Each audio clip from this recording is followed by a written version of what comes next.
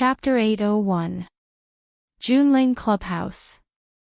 Li Junling accompanied a few familiar guests for a drink before she gracefully stood up and said with a smile, "You guys have a good drink. I'm going backstage to prepare. I'll be playing a song on stage later." "What else does Junling need to prepare? Your piano skills are so high. If we talk about a single instrument, even that music addict who's been playing it to perfection isn't as good as you, right?" Chen Shuang said with a smile. "Go do what you need to do. We'll take care of ourselves. I'll treat your place like my own home. If music addicts fans hear this, they won't let me off easily." Li Junling said with a smile. She patted her best friend Chen Shuang's hand and said, "See you in a bit." "See you in a bit." Li Junling warmly greeted every friend she met and nodded to those who were a bit further away. Elegant and graceful, yet dignified. The style of the piano goddess is indeed extraordinary. It's a pity that she's going to marry the one from the Qin family. He's really not much, it's just a pile of sh*t. As long as it comes from the Qin family, it's more nutritious than the sh*t outside. Some people in the clubhouse praised Li Junling's beauty and extraordinary temperament, but even more people mocked and ridiculed the young master of the Qin family who was going to marry Li Junling. Saying the grapes are sour when you can't eat them was the au-cue spirit of self-consolation. Li Junling didn't know what others were saying and didn't care. After she told the bodyguard at the door, she pushed open the wooden door of her private resting room. Near the window of the room stood a stalwart man in a white shirt. His facial expression couldn't be seen clearly, but just the side profile was enough to make people feel that he was extraordinarily handsome. Broad shoulders, thin waist, slender legs. His body proportion was comparable to that of a top male model. Li Junling's heart was filled with sweetness. She walked forward and hugged the man's waist from behind. She pressed her face against the man's strong back and said, "You've been so busy recently, how do you have time to come here?" "I missed you, so I came to see you," the man said in a teasing voice. Li Junling hugged the man even tighter and said, "I've always wanted to contact you, but when I found out that you went to watching and heard that you were doing something so important, I resisted the urge. Besides, with our relationship, I'm not in a position to take care of you and care about you. Many times, I want to do something for you, but I don't know where to start." The man was silent for a moment and said, "The wedding is getting closer, right?" "They said it was before the new year," Li Junling said in a low voice. "There are only a few good days before the new year. No matter which one he chose, it would only take him a few days. In the past, he always felt that time passed too slowly, and every day felt extremely long. But now, I realize that time has passed too quickly. Before I could properly appreciate the day, it had already slipped away with a whoosh. I can't even hold it back." The man fell silent again. After a long time, he seemed to have made some kind of decision and said, "How about I tell Grandpa?" Li Junling smiled in a low voice and said, "This is not your style. Do you really dare to tell your grandpa about this?" "It's indeed not my style," the man squinted his eyes and smiled. "But, for the woman I like, I should always be hot-blooded for once. What's the saying again? Who doesn't have hot-blooded youth? I've never been young, and I haven't done too many hot-blooded things. But for you, I'm willing to take a risk." Li Junling was moved to tears, hugging the man's body tightly and said, "I know you have this kind of intention, and I'm already very satisfied. Our family and the Qin family are too closely tied together. Qin Chang and I have already been engaged for a long time, and now we're at the last step. If you stand out at this time, how would they see you? How would your Jiang family see you? It's a bit difficult." The man's face was full of sorrow. "If I tell Grandpa about this, he'll definitely scold me for not being able to control my crotch, for not being able to take on such a heavy responsibility. The Qin family will also think that this is a great humiliation. Originally, they would have watched the dispute between our Jiang family and Fang Yan with cold eyes. After this, I'm afraid they have no choice but to come out and help Fang Yan fight against our Jiang family. I know everything, Li Junling nodded and said. That's why I don't want to make things difficult for you. You're a very capable man, and it wasn't easy for you to get to this point. I don't want you to waste all your efforts because of me. I know very well how much effort you've put in to get to this point. But, I still have to give you an explanation. The man sighed softly and said, How many years have we known each other? 7 years. Li Junling didn't hesitate to say the correct date. 7 years ago, we met at a Xiangshan charity banquet. Although we didn't say a word to each other at the banquet, when we left, we walked out one after another. We took a walk in Xiangshan, from halfway up the mountain all the way to Yanjing City. I didn't ask you where you came from, and you didn't ask me who I was. Then, we walked until now. There was a gentle smile on the man's lips. He reached out to hold the back of Li Junling's hand and said, Yes. 7 years, from that night until now, it's been 7 years, so, it's because of this that I can't let you go so easily. You're my woman, in the past, and in the future. I won't allow other men to touch you, and I won't allow you to fall into the arms of other men. I can't accept it. But, no buts. There was a cold smile on the man's lips. He said, Time, I just need a little time. After I take down Fang Yan and consolidate my position in the Jiang family, I'll bring up this matter to the old man. I want to marry you, everything will take its course. If the Qin family isn't afraid of both sides suffering, I won't hesitate to fight with them. Jun Xing, the man suddenly turned around and hugged Li Junling's thin body in his arms. Before Li Junling could say anything, her mouth was already covered by the man's. Soon, the room was filled with pleasurable yet extremely repressed moans. Outside the room, the bodyguard standing at the door was pale, and sweat appeared on his forehead. He looked at a corner in horror, as if there was an ugly monster hiding there. Fang Yan finally saw Yiro.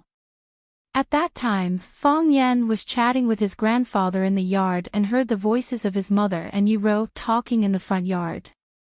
The old man, Fang Hui, looked at Fang Yan meaningfully and said, Ro is a filial child. She will come to see your mother and me. Although she doesn't talk much, it's easy to feel her sincerity. She even brought gifts many times. The Firefox blanket I'm wearing is a gift from her. She said that the weather is getting colder and colder, and she needs a blanket to avoid getting cold. I heard that Yi Daoling brought it back from Yanjing and gave it to his ancestor, but she sent it to me. Have you talked to Ro about that? Not yet. Fang Yan shook his head. You have to find a way to solve this shameful thing yourself. I only have one request, you can't deceive Ro, Fang Hui said seriously. I know. Fang Yan nodded heavily and said, I will find a chance to talk to her. If you can deceive her for a lifetime, you don't have to say anything. Fang Hui blinked and added. Anyway, I want a grandson, or a granddaughter. The Fang family is short of people. Not so fast. It's as easy for other people's children to give birth like a hen laying eggs. Yi Fengxing won the girl of the Bailey family without a word, and the wedding will be held on New Year's Day. He said that he already has a child. Why is it so difficult for you? Are you? Fang Hui's eyes swept over Fang Yan's body and asked, What's the problem? While the grandfather and grandson were talking, Yi Ro had already walked over from the front yard. She glanced at Fang Yan, then took the initiative to greet Fang Hui. She handed over the basket of pastries in her hand and said, I just made these today. I know you like them, so I packed a basket for you. Fang Hui laughed with the basket in his arms and said, I understand what Ro means. You're sending delicious food to shut Grandpa's mouth. Okay, I won't say anything. I'm going to my room to eat pastries. You two young people can go out and have a walk. Yi-ro didn't look shy. She looked at Fong Yen and said, let's go out for a walk. Fong Yen glanced at his grandfather and said, Grandpa, I'm going out with Ro. I'll talk to you later when I come back. Go. Fong Hui chewed the delicious pastries and said, can I say no? Can't you see that my mouth has been blocked by the little girl? Beside the stone river, Fong Yen and Yi-ro walked side by side on the bank. Women carrying baskets of vegetables and old men carrying hoes came back from the fields. They greeted them and laughed kindly when they saw them. The news that Fong Yen and Yi-ro were in love had long been spread in Swallow Dock. I was going to see you early tomorrow morning. Fong Yen said with a smile. I know. Yi-ro nodded. But I can't wait. In the twilight, the green mountains in the distance looked like a long, ink-stained dragon. There was no bright moon in the sky, nor a star. However, Fong Yen clearly felt that his eyes were shining. The girl standing in front of him was the warmest sun in his heart. Chapter 802. But I can't wait. Yi-ro said it naturally and relaxedly. However, it was also this natural and relaxed attitude that revealed her true nature. One day seemed like 3 years. There were still several hours until tomorrow morning, but for some people, these hours were longer than 1 day, 1 month, or even 1 year. Yi-ro didn't want to wait. The man she liked lived next door. She could see him in a few steps. Why should she wait until tomorrow morning? Who would care about the neighbor's slander or the man's family's contempt? As for being reserved, she wouldn't care about it. Why did the word reserved have to be imposed on women? Why didn't men know about being reserved? Fong Yen looked at Yi-ro's profile and said softly, I shouldn't wait until tomorrow morning. I should ask you out tonight and hold you in my arms. Yi-ro turned to look at Fong Yen and said, don't. Someone is watching. You don't care about it anyway. Fong Yen held Yi-ro in his arms and let her head lean on his shoulder. He said, I can't wait to do this. I don't want to wait for a second. Ro, I didn't expect you to be so cute when you say love words. Yi-ro raised her eyebrows and asked, did I say love words? You did. You said, but I can't wait. These words were words of love. The sweetest love words in the world. Fong Yen said with absolute certainty. Yi-ro nodded and said, so this is love words. Your love words are also very nice. Fong Yen held back his laughter and asked, which love words are nicer? You said, I can't wait to do this. I don't want to wait for a second. Yi-ro said softly. I'm very happy to hear that. Hearing you say that you're happy to hear this, I'm also very happy. Yi-ro opened her mouth and gave up helplessly. She said, I don't know what to say. Then don't say anything. Hold me tight. Yi-ro gave Fong Yen a hug, but when she saw someone walking over, she pushed him away immediately. Fong Yen felt wronged and said, do you know that in a normal relationship, if a girl does this kind of action, it will hurt a man's self-esteem? Yi-ro nodded and said, I know. But I think you're different. You're right, I'm different from them. Fong Yen grinned and said, they are all little kids. How can they be compared with a mature man like me? We are more broad-minded and can tolerate more things that young people can't bear. You are thick-skinned, so you can take more blows. You shouldn't feel hurt.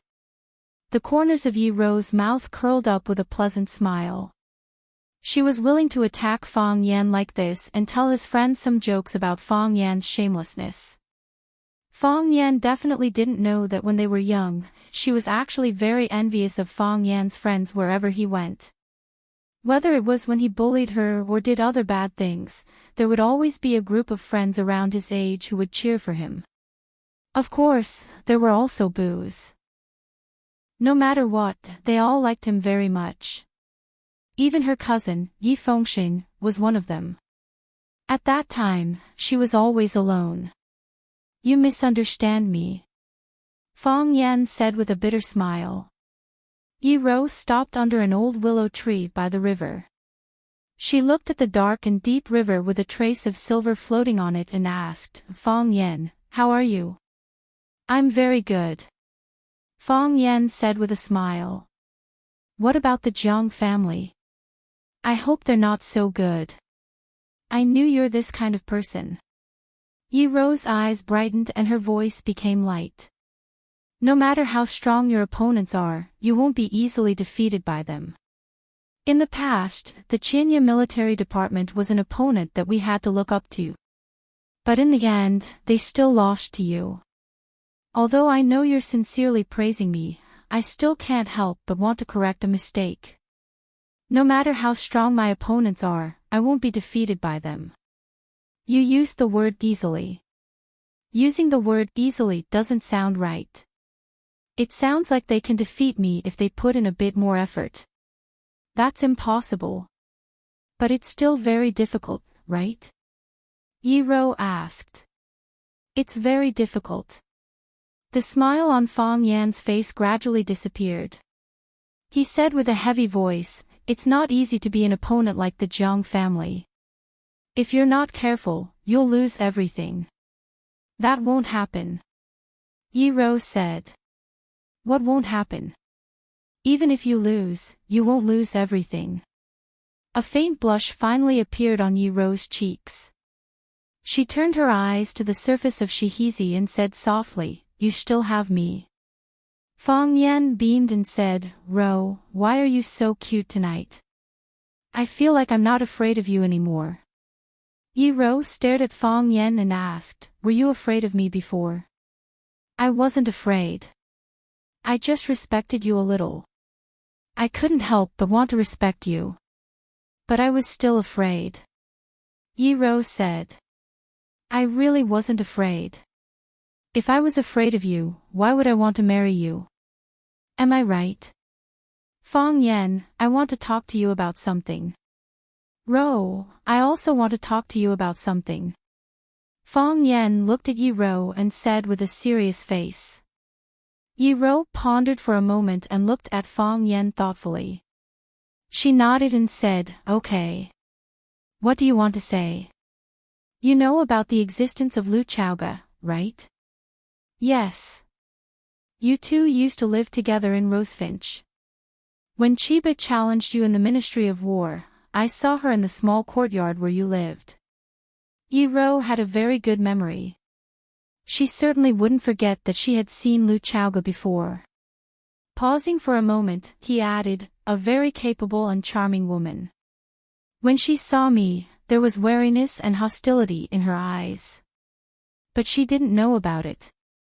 Between me and her, Fang Yan dodged her eyes and didn't dare to look into Yi Rou's eyes. Before seeing Yi Rou, he felt that he had made enough mental preparation. He felt that it was his fault and he had to bear the responsibility. He wanted to confess to Yi Rou. He wanted to beg for Yi Rou's forgiveness or accept Yi Rou's unforgiveness. In any case, he had to let Yi Rou know. Otherwise, if the truth was exposed, it would hurt Yi Rou and Lu Chaoga more. Of course, the current situation itself was a kind of injury. Have you slept together? Yi Rou asked aloud. Can you imagine how Fang Yan felt at this moment? He just wanted to drink some water, but someone fired a powerful water gun and sprayed it on his face. Fang Yan stared at Yi Rou and asked in surprise, how do you know? Grandpa told me. Yi Rou said expressionlessly. I've only heard of people who set up their fathers. How could there be someone who set up their grandson? Fang Yan felt that he was killed by the old man and his family. Didn't we agree that, let me solve this matter by myself? Didn't we agree that, I must confess by myself and no one can help me. Didn't we agree that I shouldn't hide it or hide it for the rest of my life? Grandpa, what the hell are you playing at? Don't you know that you will kill me by setting me up like this? Don't you understand that love is sometimes very fragile? Of course, Grandpa didn't understand. At that time, they must have been arranged by their parents. They didn't even know what their grandmother looked like before they entered the bridal chamber. The muscles on Fong Yan's face twitched. After swallowing a few mouthfuls of saliva, he looked at Yi Ro cautiously and asked, "Grandpa, what did he say to you?" "Nothing much." Yi Ro's expression didn't show any sadness or joy. She said lightly, "He just asked me if I like Lu Chaoga." "Ah." Grandpa asked me if I like Lu Chaoga. I'm not familiar with Lu Chaoga. Why would he ask me this question? Of course, it's because you are familiar with her. Fong Yan, I just don't want to think about it, but I'm not stupid. Grandpa has already hinted so clearly, how can I not know what he means?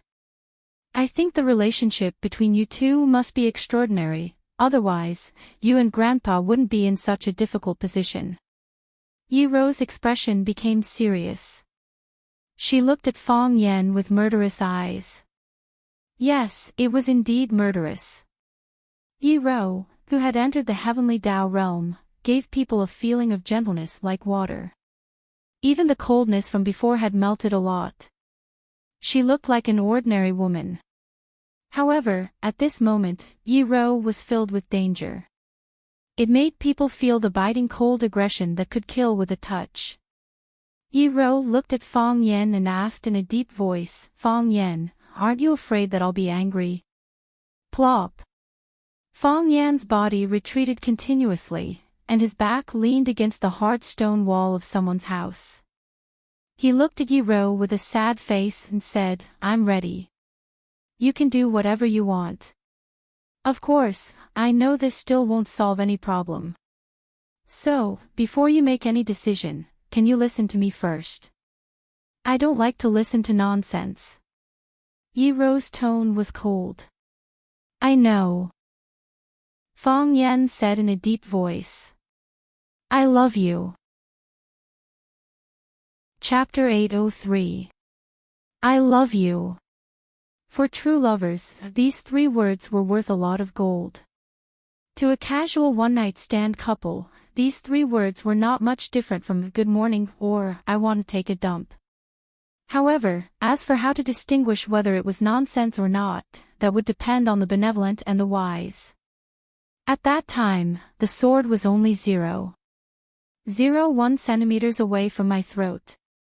But after the time for a quarter of an incense stick, the owner of the sword would fall in love with me completely because I decided to tell a lie. Although I have told countless lies in my life, I think this one is the most perfect. Oh, sorry, I got the wrong line. There was no sword, only the strong killing intent emanating from Yi Ro's body. Yi Ro stared at Fong Yan coldly, as if she was staring at a lamb waiting to be slaughtered. Should she kill him first and castrate him or castrate him first and then kill him? This was a very illogical question, but how could a woman be logical? "I love you," Fong Yan looked at Yi Ro and said. He thought his way of solving the problem was perfect, just like the way Joker answered Xixia Fairy in Journey to the West.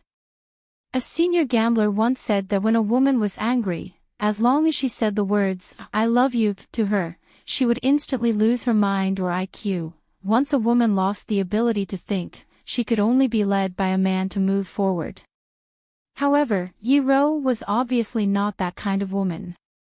Yi Ro looked at Fong Yan's face and said, "A move you often use. Do you think it will work on me? I know, you are the most difficult person in this matter."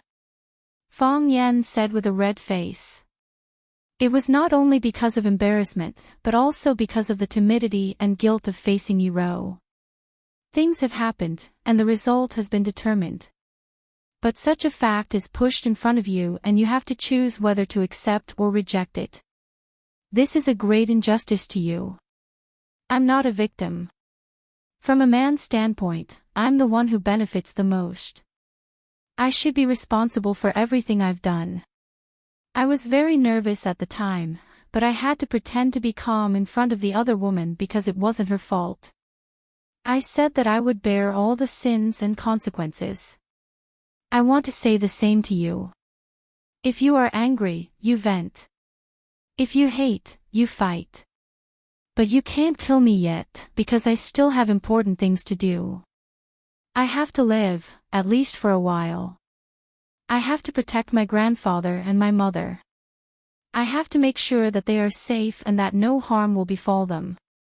At that time, I will be at your disposal. If you really did that, maybe I would feel better in my heart. You mean, I can't do anything to you now? Not really, why don't you scold me now? Fong Yen asked cautiously. Or you can beat me up, Fong Yen, I'm very angry. Yi Ro stared at Fong Yen and said. I know, Fong Yen said in a low voice. He slightly lowered his head, showing that he was admitting his guilt. You're sorry. Yi Ro's tone became even colder. Yes, I'm sorry, you have to compensate. Okay, I'll compensate. What? You have to marry me, Yi Ro said. Okay, I'll marry you. Fong Yen suddenly raised his head and looked at Yi Ro in surprise, asking, What did you just say? You have to marry me, Yi Ro said. You have to be responsible for me. I know, but Fong Yan's head felt like it had been rained on for a whole night. He was in a daze and couldn't find the right direction. Just a moment ago, they were about to fight and kill each other. How did it turn into a romantic drama in the blink of an eye? The scene changed so fast that Fong Huohua couldn't react. I'm your girlfriend, Yi Ro said. Yes, you always have been. I'm also your boyfriend. Our family knows about us. Everyone in Swallow Dock knows about us. Many people in Yanjing also know about us. Mrs. Li and Uncle Zhang in the village just saw us hugging. Yes, they saw. Fong Yan nodded his head like a chick pecking rice. What does this woman want to say? Why did it feel like she was different from before? If I encountered such a thing in the past, I would directly rush up and beat her up. She would beat me up happily and I would suffer happily. It was straightforward and efficient, without any sloppiness, nor would it make people feel uneasy and uneasy. What does she want to play? If you don't marry me, my reputation will be ruined, Yi Ro said. Ah. Accept or refuse? No, this matter, accept or refuse. Aren't you angry? I've done something wrong to you, the heartless and ungrateful kind, angry. So I asked you to marry me, accept or refuse. I accept. Good. Yi Ro nodded and said, Go back and prepare the betrothal gift. After that, she turned around and walked back the way she came. Her back was soft and beautiful, and her two long legs were light and powerful as if she was stepping on the strings of a piano. Fong Yan was stunned on the spot and hadn't come to his senses until now. He knew that Yi Ro usually didn't talk much, but she had a very high IQ. Is it because she hates me so much that she wants to force me to marry her and then have a bunch of children and beat my children every day to get back at me?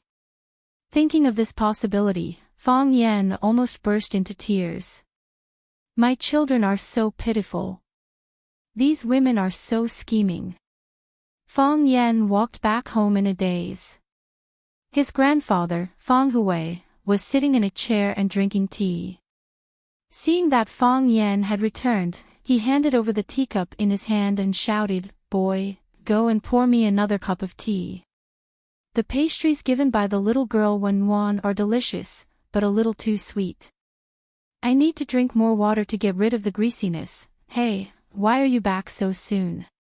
He sized up his grandson's body and asked in puzzlement, You don't have any injuries?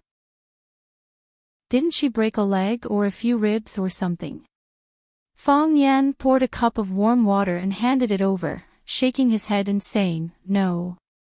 That's strange. It doesn't match that girl's character at all. Feng Hui's face was solemn. He looked at Feng Yan's face again and said, "Have you heard? That girl Yi Ro has entered the Heavenly Dao realm. She's the youngest Heavenly Dao realm expert in Swallow Dock, no, in the whole of Huaxia. I heard that the Yi family went to Sir and asked him to let Swallow Dock celebrate for 3 days. Sir agreed and engraved Yi Ro's name on a stone tablet at the village entrance." When was the last time a name was engraved on a stone tablet? It was when your eldest senior brother succeeded in ascending to the Heavenly Dao by underestimating his enemy. It's impossible to tell when a Heavenly Dao realm expert beats someone on the surface. I know you always suffer because you want to save face. If you're injured, quickly tell your family. Get someone to help you circulate your blood so that you can recover faster. Don't force yourself to bear with it. She didn't hit me. Feng Yan shook his head once again. Oh. Is that so? Feng Hui's face looked a little regretful. Then she scolded you. It's fine even if she scolds you a little. I know that lass Ro. She doesn't hold back when she hits you, but she can't say anything harsh. Scolding you a little is already letting you off lightly. Feng Hui suddenly thought of something as his body trembled. He said, "Don't tell me Ro wants to break up with you. Has it already come to this?" No, Feng Yan looked at his grandfather with a grumpy look. Can't this old man think of something better? You sold me out secretly and pretended that nothing had happened. I haven't even settled the score with you yet. Then what on earth is going on? Feng Hui couldn't drink the warm water anymore. He stared at Feng Yan anxiously. She asked me to take responsibility, said Feng Yan. Ha! Take responsibility? How? Things have already happened. You can't do anything to Miss Xiaoga, can you? She asked me to marry her, said Feng Yan.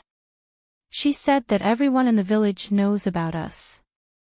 If I don't marry her, it will be bad for her reputation. I'm very worried now, said Feng Yan. Worried about what? Worried that your great-grandson will be bullied by his mother, said Feng Yan. She doesn't want to get back at me, so she wants to get back at my son. When my son is born, he won't have a good life. Isn't that right? Smack, the old man, Feng Hui, smashed a sandalwood stick at Feng Yan's head and scolded, "Are you possessed, boy? Yi Ro wants to get back at you, so she forced you to marry her to give birth to a son for you, and then bully your son." I'm just worried, Feng Yan touched his head and said with a wronged expression. Your son is not her son. If she bullies your son, isn't she bullying her own son? That's true, besides, Yi Ro is a Heavenly Dao realm expert. Why would a Heavenly Dao realm expert want to take revenge on a fickle man?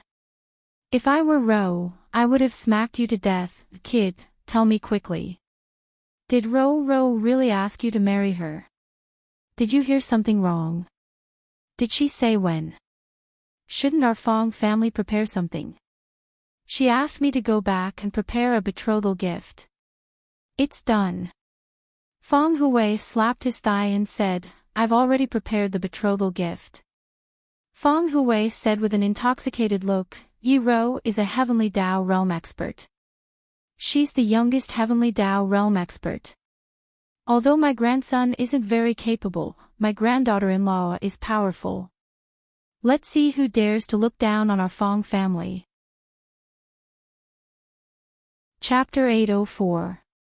Children were always better than those from other families. Therefore, there was a miraculous existence, children from other families. For his good-for-nothing grandson to be able to marry the Heavenly Dao realm Yi Ro, it made Feng Hui overjoyed. Feng Yan, our Feng family's feng shui is really good. It's extremely good. Think about it. In the past century, how many Heavenly Dao realm experts have appeared in Swallow Dock? 2. In total, there were only 2 of them. They were the one who underestimated the enemy 20 years ago and the one who became gentle 20 years later. Both of them were members of the Fong family and had a close relationship with the Fong family. Although our Fong family has only one descendant, every generation is an outstanding elite. Although outsiders think that each generation is worse than the last, 20 years ago, due to Azure Dragon underestimating enemies' existence, our Fong family was not to be belittled.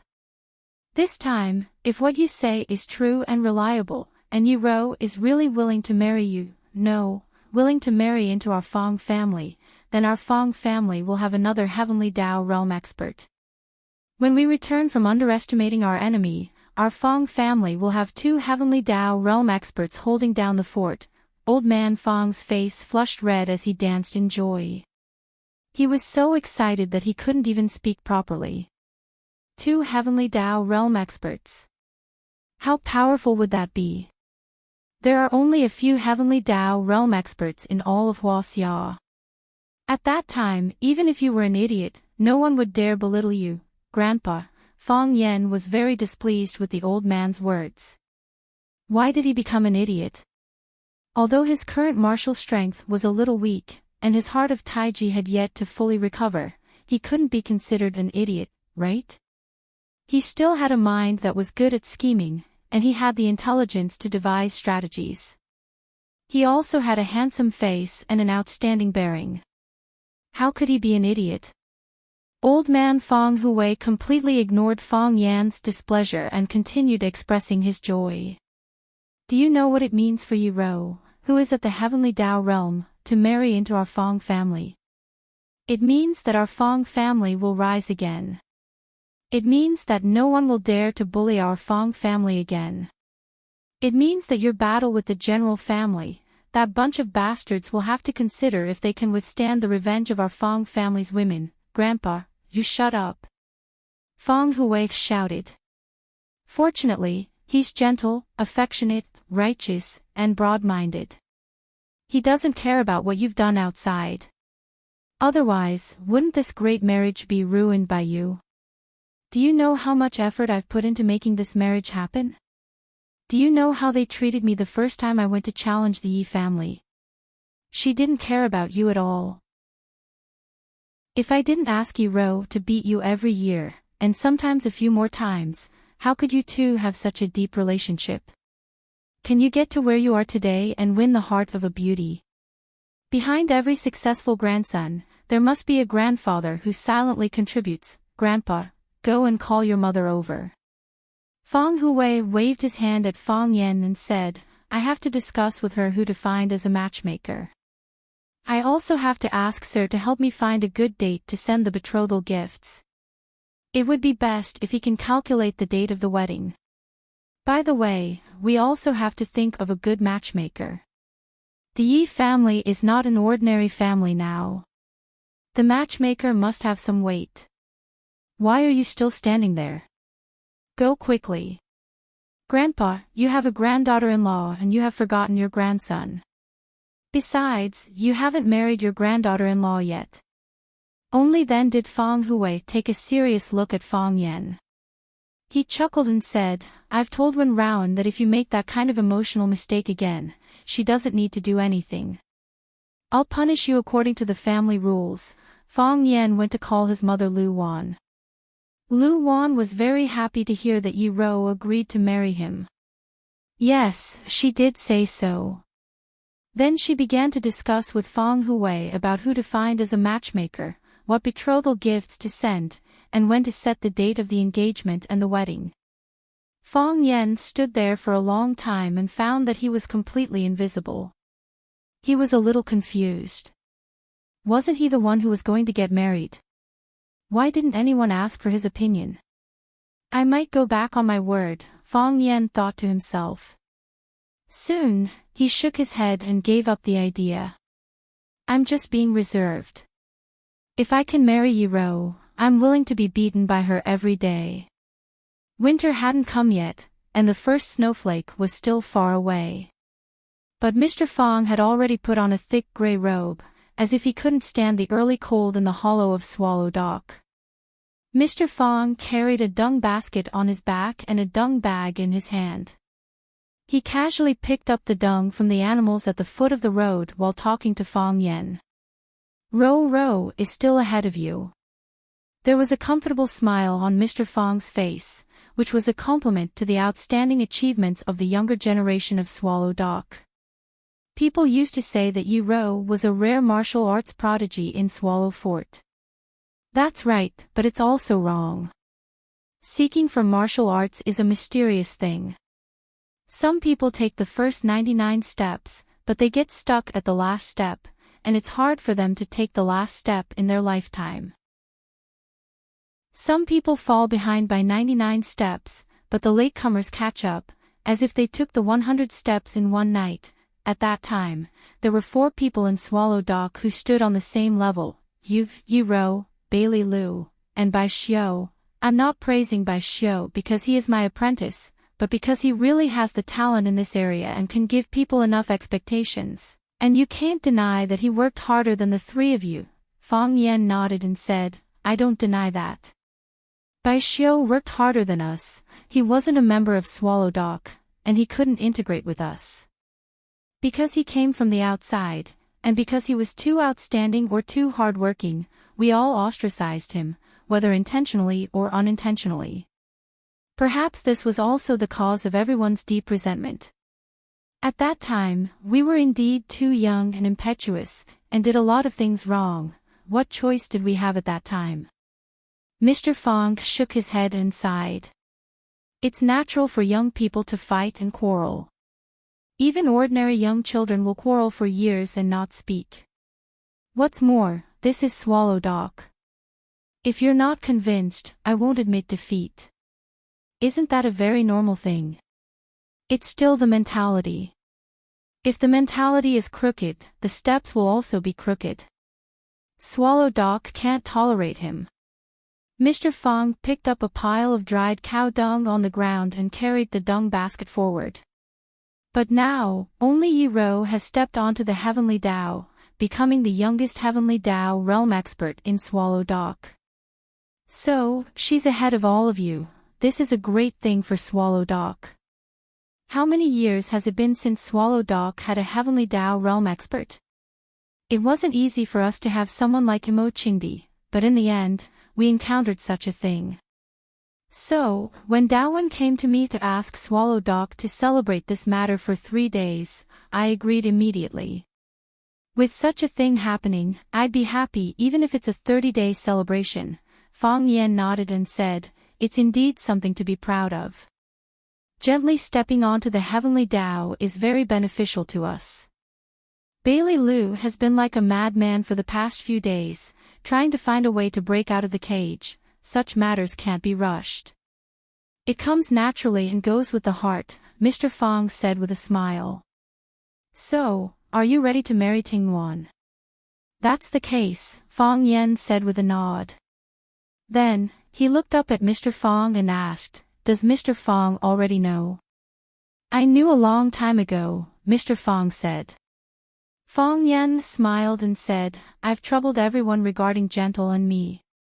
It is indeed troublesome, Mr. Fong said with a nod.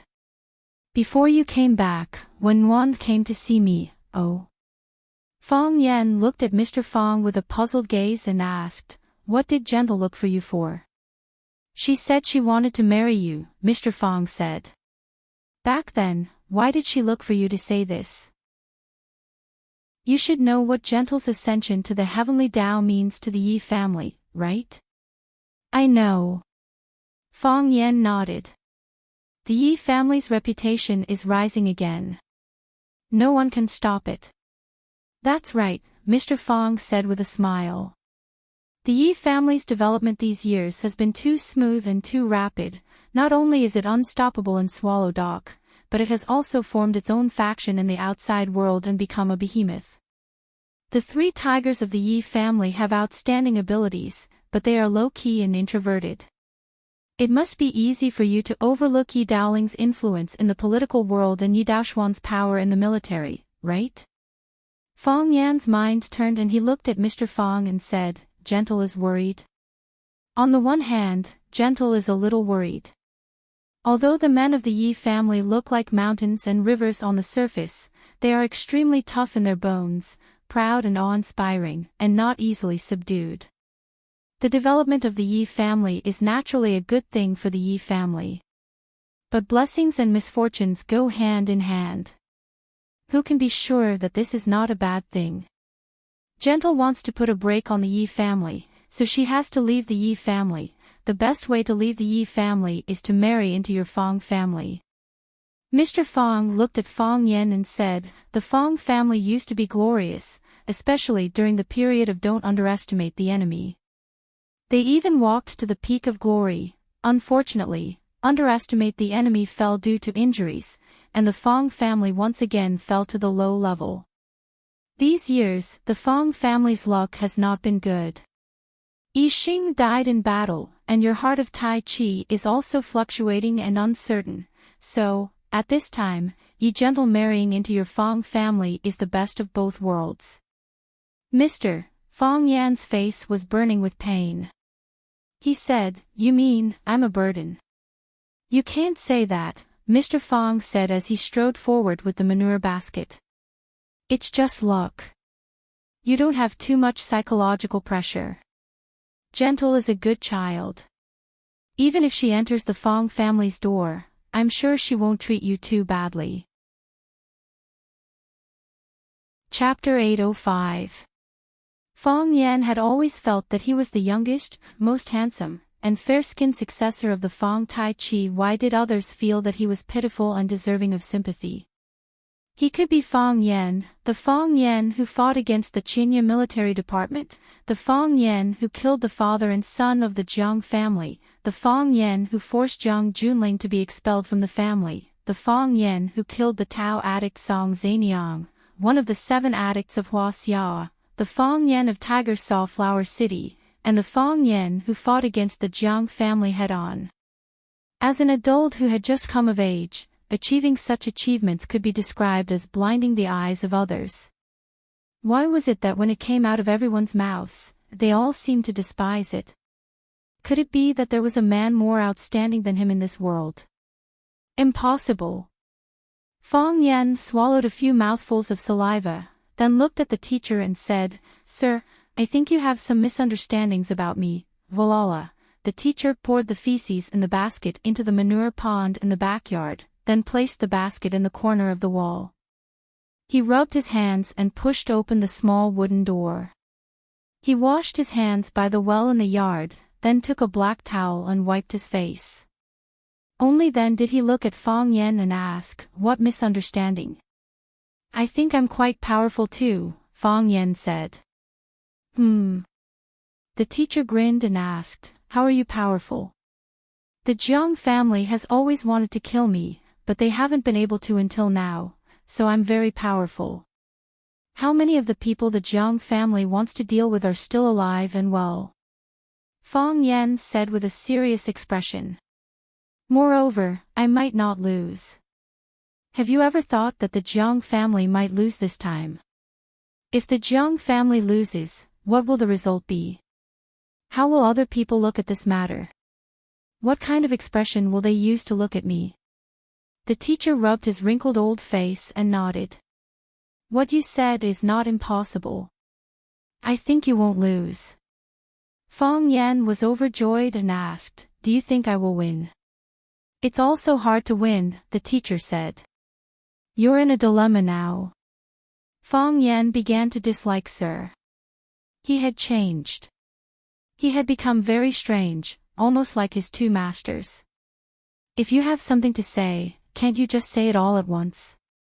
Why did they have to make it so complicated? The man didn't care about Fong Yan's disdainful look. He pushed open the door and walked in.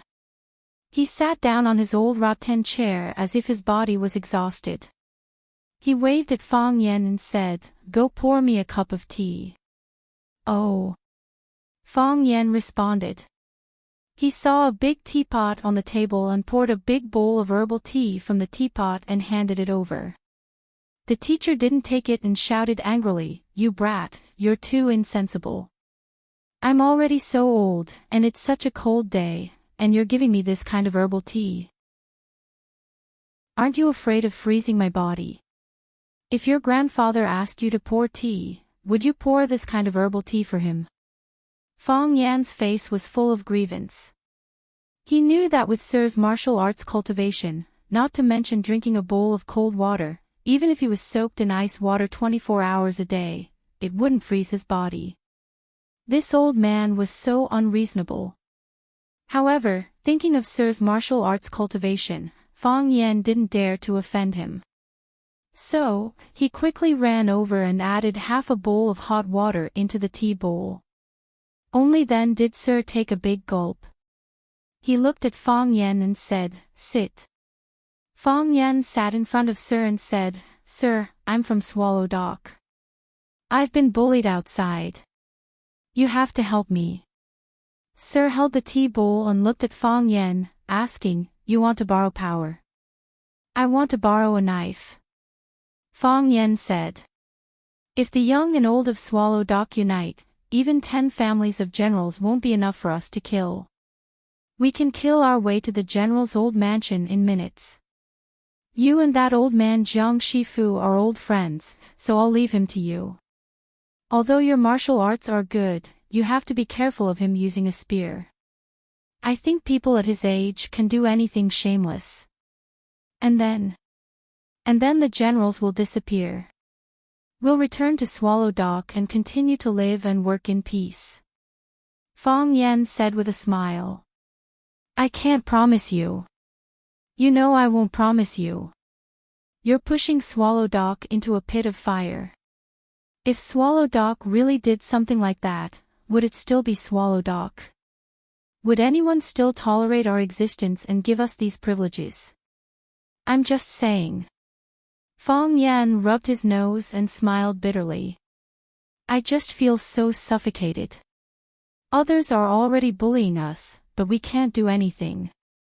We can only passively take a beating. This isn't our style. If those heroes who sacrificed themselves knew that their descendants were in such dire straits, do you think they'd be so angry that they'd come back to life and fight the generals? If the generals were really unscrupulous, they wouldn't have only shown this little bit of power. Haven't you noticed? They've always been doing things within the rules. Whether it's touching Du Qing or suppressing the businesses of Chao Yan and your partners, they're all tactics that can be used in business competition. This is also why we can't stand out and say anything. Could it be that just because you came from Swallow Fort that others couldn't snatch or touch your business? Or maybe it's because the generals have deep connections behind them that no one can compete with them head-on. This is obviously unreasonable. But it's immoral for them to kidnap people." Fong Yan said angrily. Master glanced at Fong Yan and said, "You killed the Tao addict Song Zaniang. Will the generals jump out and reason with you?" "So, no one is actually willing to reason with us now?" "No. On the surface, everyone is reasonable. On the surface, they're not reasonable. In private, there are many things that can't be done." "Master, you're not willing to come out. Why do you need to come out?" Master smiled. "If you sit here and don't move, the people behind the generals can't move either. If you move first, they'll follow suit." "That's true." Fong Yan sighed. Fong Yan's hands and feet were tied. The generals also couldn't use more of their power. If he didn't have an existence like Swallow Dock behind him, they could probably do a lot of things to make him disappear into thin air.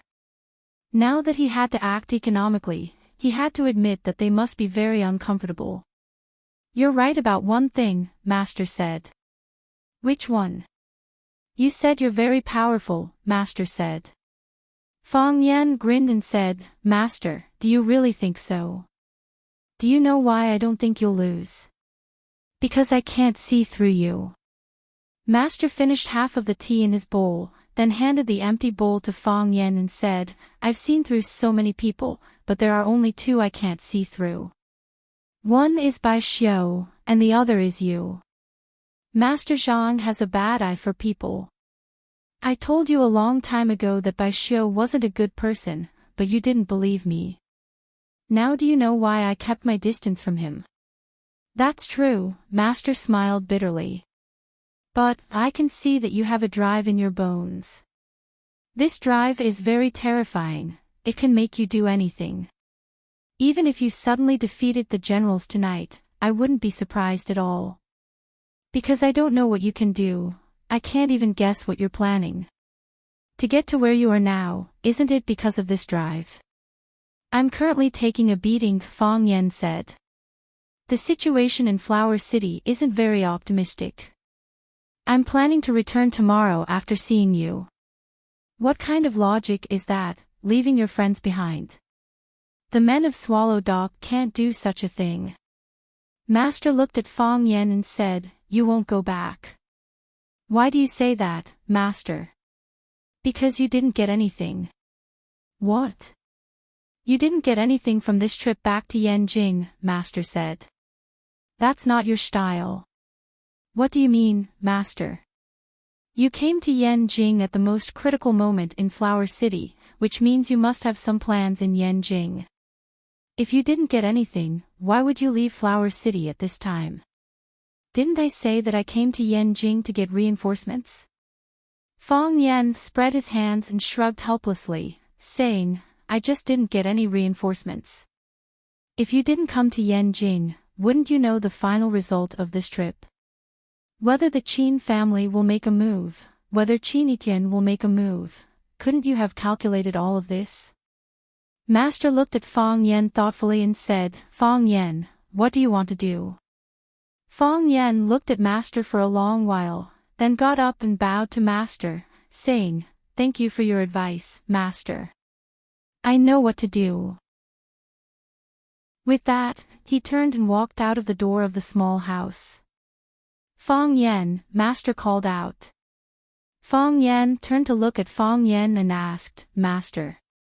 I've already announced the news of when Rurut successfully climbing to the Heavenly Dao realm. Swallow Dock will celebrate for 3 days. I've also spread the news of you and when Rurut getting married, and the day of the wedding has been chosen. It'll be on the 8th of the 12th lunar month. It'll be appropriate for you to get married.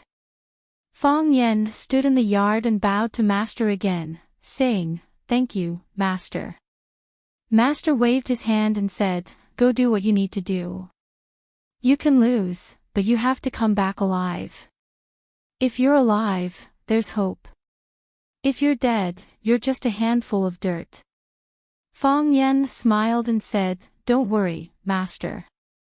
I definitely won't lose. Chapter 806. Qin Chang was very busy these 2 days.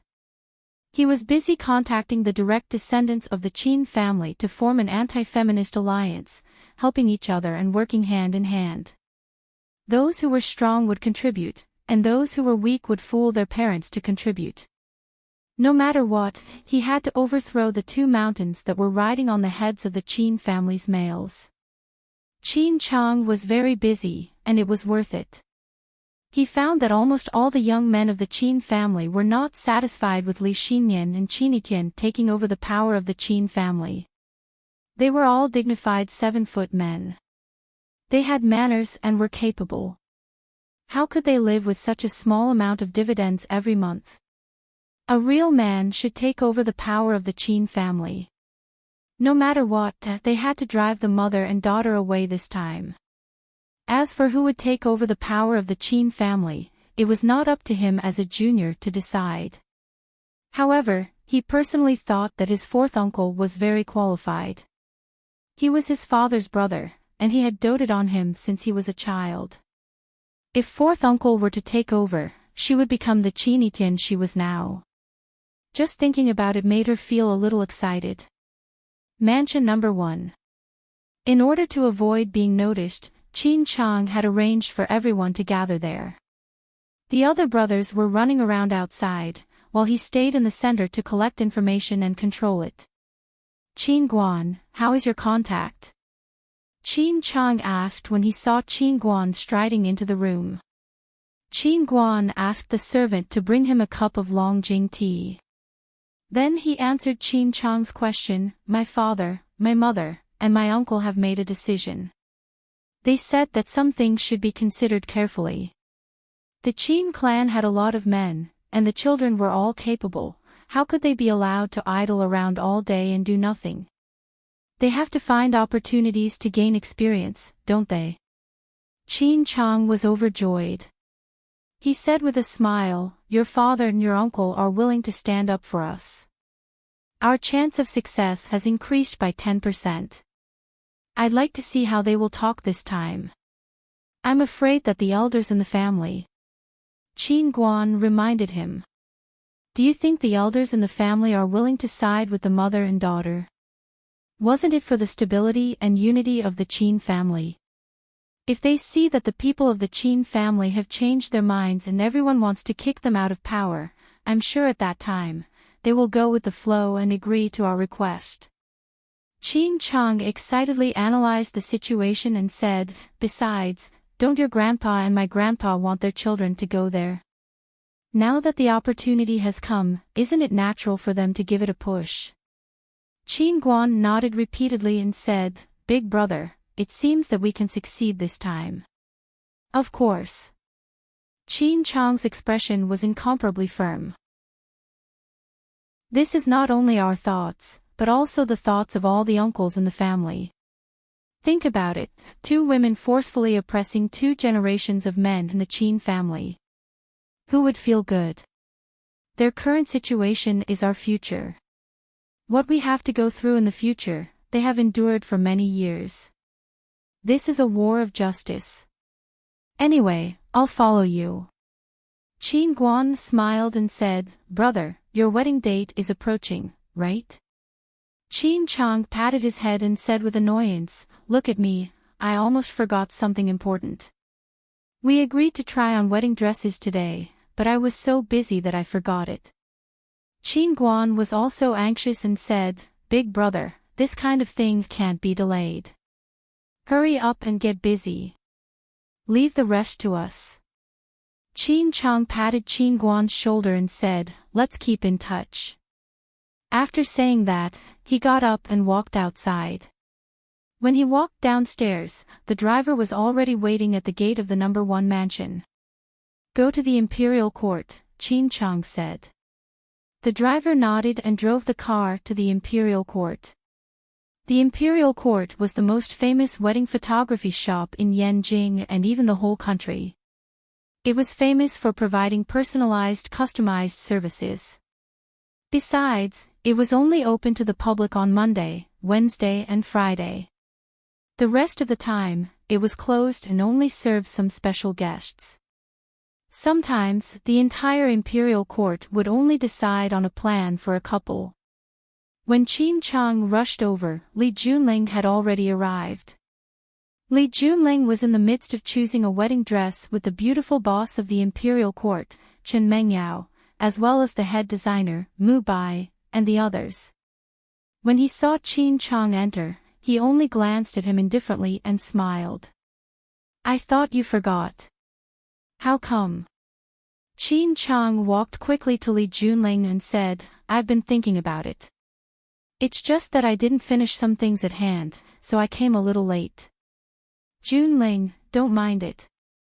Li Junling shook his head and said, "Why would I? Men have their own things to do. If I mind it, how can we live together in the future? Mr. Qin is gentle and considerate, and Miss Li is beautiful and generous. What an enviable couple." The beautiful boss of the Imperial Court, Chen Mengyao, complimented them. Qin Chang nodded at her and said, "Any man who can spend a lifetime with a woman like Junling will take care of her in every possible way." "I'm far from doing enough." Li Junling held Qin Chang's hand and leaned into his embrace and said, "I believe you. We will definitely be happy in the future. Do you think this dreamy princess dress that I chose looks good?" Qin Chang looked at the blue princess dress that was made from fairy tales and nodded. "Junling is a princess. You will definitely look good in this wedding dress. You will be the most beautiful bride in the world. There are a few more in front. I think that angel white dress is also very good. Let's go take a look. Miss Junling, if you like it, you can try it on, Chen Mengyao encouraged. Can I? Li Junling asked with a smile. Of course, Chen Mengyao nodded. Li Junling looked at Qin Chang and said, do you feel bored? Why would I? Qin Chang had a doting expression. To me, nothing is more important than what we are doing today. Then let's try it, Li Junling said. The chief designer, Mu Bai, gave the order. A group of wedding dress store employees behind him immediately got busy.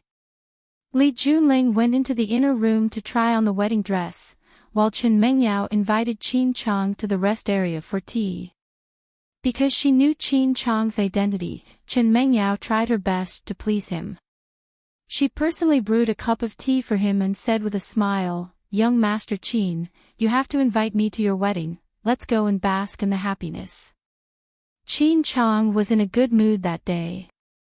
He immediately agreed to Chen Mingyao's request. He said to the bodyguard standing beside him, Ming, remember this. You will personally deliver the invitation to Miss Chen. The bodyguard bowed in agreement, indicating that he would keep this matter in mind. At that moment, Qin Chang's phone rang in his pocket. He took out his cell phone and saw that it was Qin Guan's number. Qin Chang answered the phone and said with a smile, Qin Guan, you are doing this on purpose, aren't you? You know that I have something important to do today, but you just had to call me at this time. Brother, something happened. Qin Guan sounded a little impatient. What happened? Qin Chang tensed up. What could happen? Could it be that the two women found out about their secret contact? So what if they knew? Anyway, they had already contacted them, and it was obvious that they wanted to force them to step down. Or would the elders of the family stand up and stop them? That would be bad. At that time, should he continue or stop? Brother, that, Qin Guan stammered on the other side of the phone. Qin Guan was angry and said, Qin Guan, it's not a big deal. Things have been pushed to this point. Even if the two women know, what can they do? Don't tell me you don't have the courage to confront them after they shout at you. Look at you, don't you look like a man? Brother, it's not about that. If not this, then what is it? It's about you. What's wrong with me? Qin Guan was even more curious. Could it be that some kind of fire was burning him? Qin Guan sneered in his heart. It seemed that they had realized his importance and knew that he was the one behind it. If they wanted to shoot the bird that stood out, they had to find a way to kill him first. However, he had already established his power. They could not let him succeed with just a few words. Benefits, they had to give him enough benefits. Soon, they would come to his door and negotiate with him, wouldn't they? At that time, he would open his mouth like a lion and bite off a big piece of fat from them. Sister-in-law, Li Junling, is she with you? Call her sister-in-law. She will be your sister-in-law from now on. Why are you asking about her? Brother, didn't you see that video? Video? What video? You'd better watch it, Qin Guan said anxiously. Tell me, what video? Qin Guan was a little angry. This guy could not do anything right. He could not even say a complete sentence. How could he achieve anything great? No wonder the power of the Qin family had been controlled by the two women for so long. The main reason was that these guys were useless. I'll send it to you. Then, Qin Guan hung up the phone. Ding, Qin Chang received a message on his mobile phone. He opened it and saw a recorded video. He could clearly see his fiancée, Li Junling, with a man. After watching the video, Qin Chang was short of breath and his face was red. His forehead was dripping with sweat, and he looked like he was suffering from a serious illness. "General," Qin Chang roared sadly. Chapter 807. Qin Etienne reclined on the sofa, polishing her slender nails with scissors while watching the Nasdaq stock chart on the big TV screen in the room. For Qin Etienne, paying attention to the stocks of several markets every day was as important as watching the news every night to see the political trend. Mu Ying pushed open the office door and walked in. Ignoring the bad posture of this noble and elegant young lady, who looked like a peacock with its tail open 24 hours a day, he said in a clear voice, "Miss, it's very noisy outside." How so?" Qin Etienne asked without raising her head. She had just finished repairing the 5 fingers of her left hand, and there were still 5 fingers on the right that had not been repaired. Women had a lot of things to deal with every day, and every one of them seemed to be extremely important. She couldn't be careless at all. The other families have united a lot of people, saying that they want to force the elders in the family to abdicate. They think that Madam and Miss are a little powerless to control such a big family business. They think that as the men of the Qin family, they should stand up and share some obligations and responsibilities. Anyway, that's what they said. Share obligations and responsibilities. A sneer appeared on Qin Etienne's lips, but it was fleeting. It seemed that in her heart, looking down on them was looking up to them. The family releases more than a dozen entrepreneurial projects every year. Why don't they have the guts to take them? Occasionally, there are a few cases. How about the performance? Are there any profits or hopes of making profits in the future? Did they really not know what they were made of? Jumping out at this time to make trouble, it's really, idiot. Qin Etienne's sexy mouth jumped out 2 gentle words. Miss, Mu Ying knew that the young lady he served was arrogant and didn't care about ordinary people at all. He had to persuade her, "Do you want to remind Madam? Madam has been too busy recently. I'm afraid that she hasn't noticed what's going on here. After all, it seems that it's just a few children playing, but in fact, there are adults and elders behind them. If Madam doesn't guard against them at all, I'm afraid that they will bite her when the time comes." Qin Etienne glanced at Mu Ying and said, "Mu Ying, you are becoming more and more meticulous." Mu Ying acted as if he had done something wrong. He didn't dare to look straight into Qin Etienne's eyes and said embarrassedly, "Miss, am I worried for nothing? It's not superfluous." Qin Etienne lowered his head to trim his nails again. "At least I know your sincerity. Do you know why idiots can never accomplish something?" Qin Etienne asked. Mu Ying shook his head and said, "Maybe he's too stupid." "It's one thing to be stupid, but your partners are also stupid. This is more sad. They collude with each other, and the people they colluded with run out to leak information to claim credit.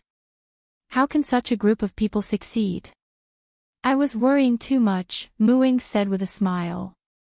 "I didn't expect them to be so stupid. I talked to Mother about this. She said to let them play, she's busy." Qin Etienne looked up at the latest stock index and pointed to 2 stocks, saying, "Buy 97002 and 16321. Buy as much as you have." The confidential secretary heard this and immediately passed on this order. Qin Etienne focused on trimming his nails again and said, "Is there any news about Fong Yen?" "Mr. Fong went back to Swallow Dock," Mu Ying said with a smile. Before this, Master Xia of the Xia family met him. It was Xia who introduced him to Yi Daoling. Yi Daoling also invited him to breakfast, back to Swallow Dock. Qin Etienne stopped cutting her nail clippers. "She's at Swallow Dock too," she said thoughtfully. "Her." Mu Ying immediately understood Mrs. Worry and said with a smile, "Miss, do you want to go out and relax? What's the point of fighting?" Qin Etienne shook his head. "If I go there now, I'll just throw my modesty on the ground and let others step on it again. If I can succeed, I don't care about this. But there's no hope. There's no hope at all. I can see that Mr. Fong has feelings for Mississippi, so what? Chin Etienne asked. He said it's a teacher-student relationship. Obviously not. Since he said so, I can only believe him. Chin Etienne smiled bitterly. Who asked me to be one step later than her? It was like a beautiful flower had lost its moisture in an instant. At this moment, Chin Etienne was still extremely beautiful, but she had lost the aura that she exuded from her bones. Muing thought for a while and said, Miss, you are not someone who gives up easily. Is that so? Chin Etienne thought about it and said, Indeed. If I want something, I will definitely get it. Then Fong Yen, he is an exception. Chin Etienne shook his head. My feelings for him are like a needle piercing into his flesh. The harder I try, the more pain he will feel. Since that's the case, why don't I make it easier for him? Chin Etienne waved his hand and said, Get out, I don't want to talk anymore. Muing and Chin Etienne's confidential secretary left together, leaving only Chin Etienne in the spacious office.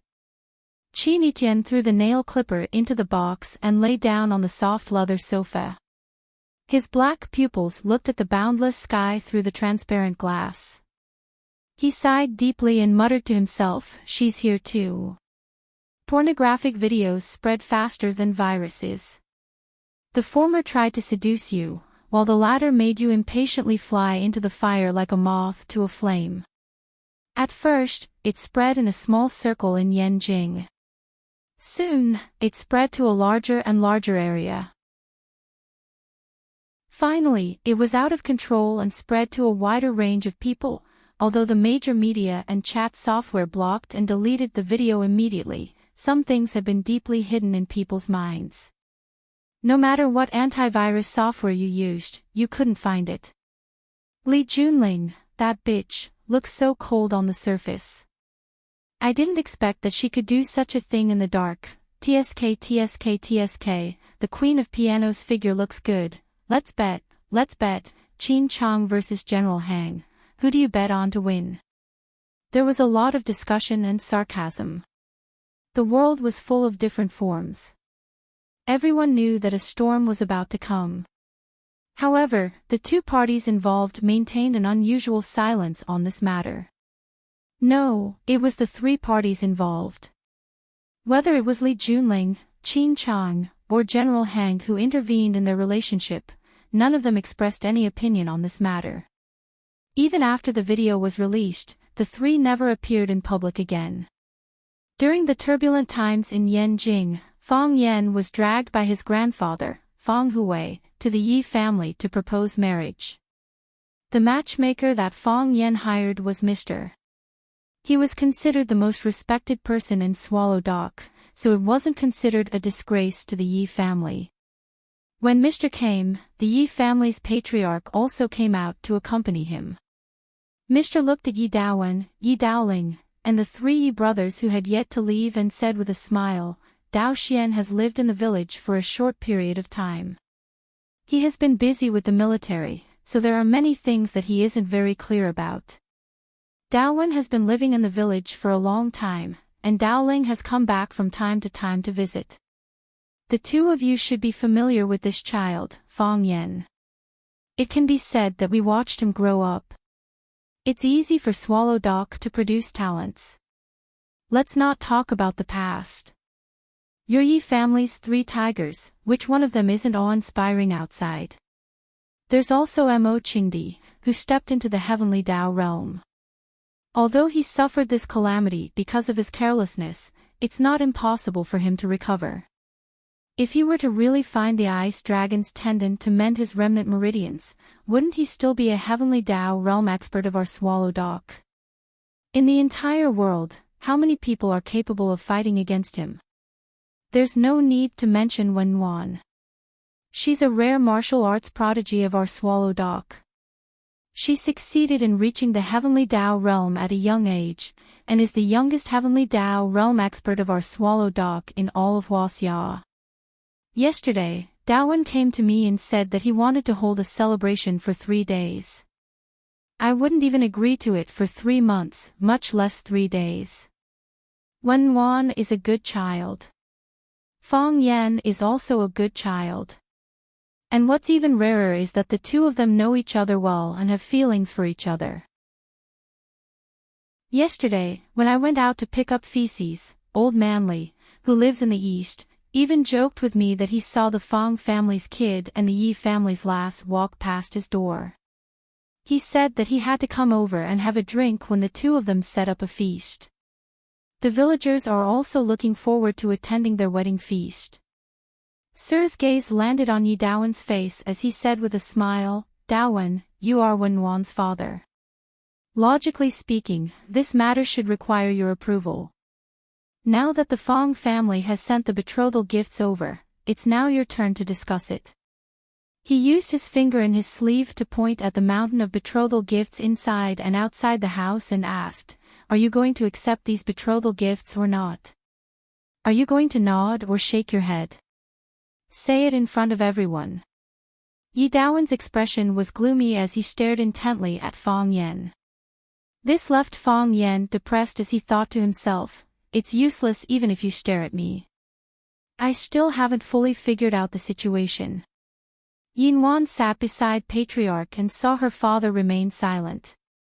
The other two uncles didn't seem to have any intention to speak either. Yinwan glanced at Patriarch and said with a clear and firm voice, "I've accepted the betrothal gifts. I agree to the marriage." Chapter 808. I accept the betrothal gift, and I agree to the marriage. While the Yi family remained silent, Yi Ro agreed to Fong Yan's proposal. She was in charge of everything. "Ro, you can't do this," Yi Dawen hurriedly stopped her. Even though he knew his objection wouldn't have much effect. But when he thought that the daughter he raised was about to be tricked away by a bastard to become another man's wife, he felt a deep anger in his heart. That bastard, how could he cheat his precious daughter away? "Yes, Ro, marriage is not a game. We know your relationship with Fong Yan, but this matter, shouldn't you think it over?" Yi Daoling's objection was very tactful.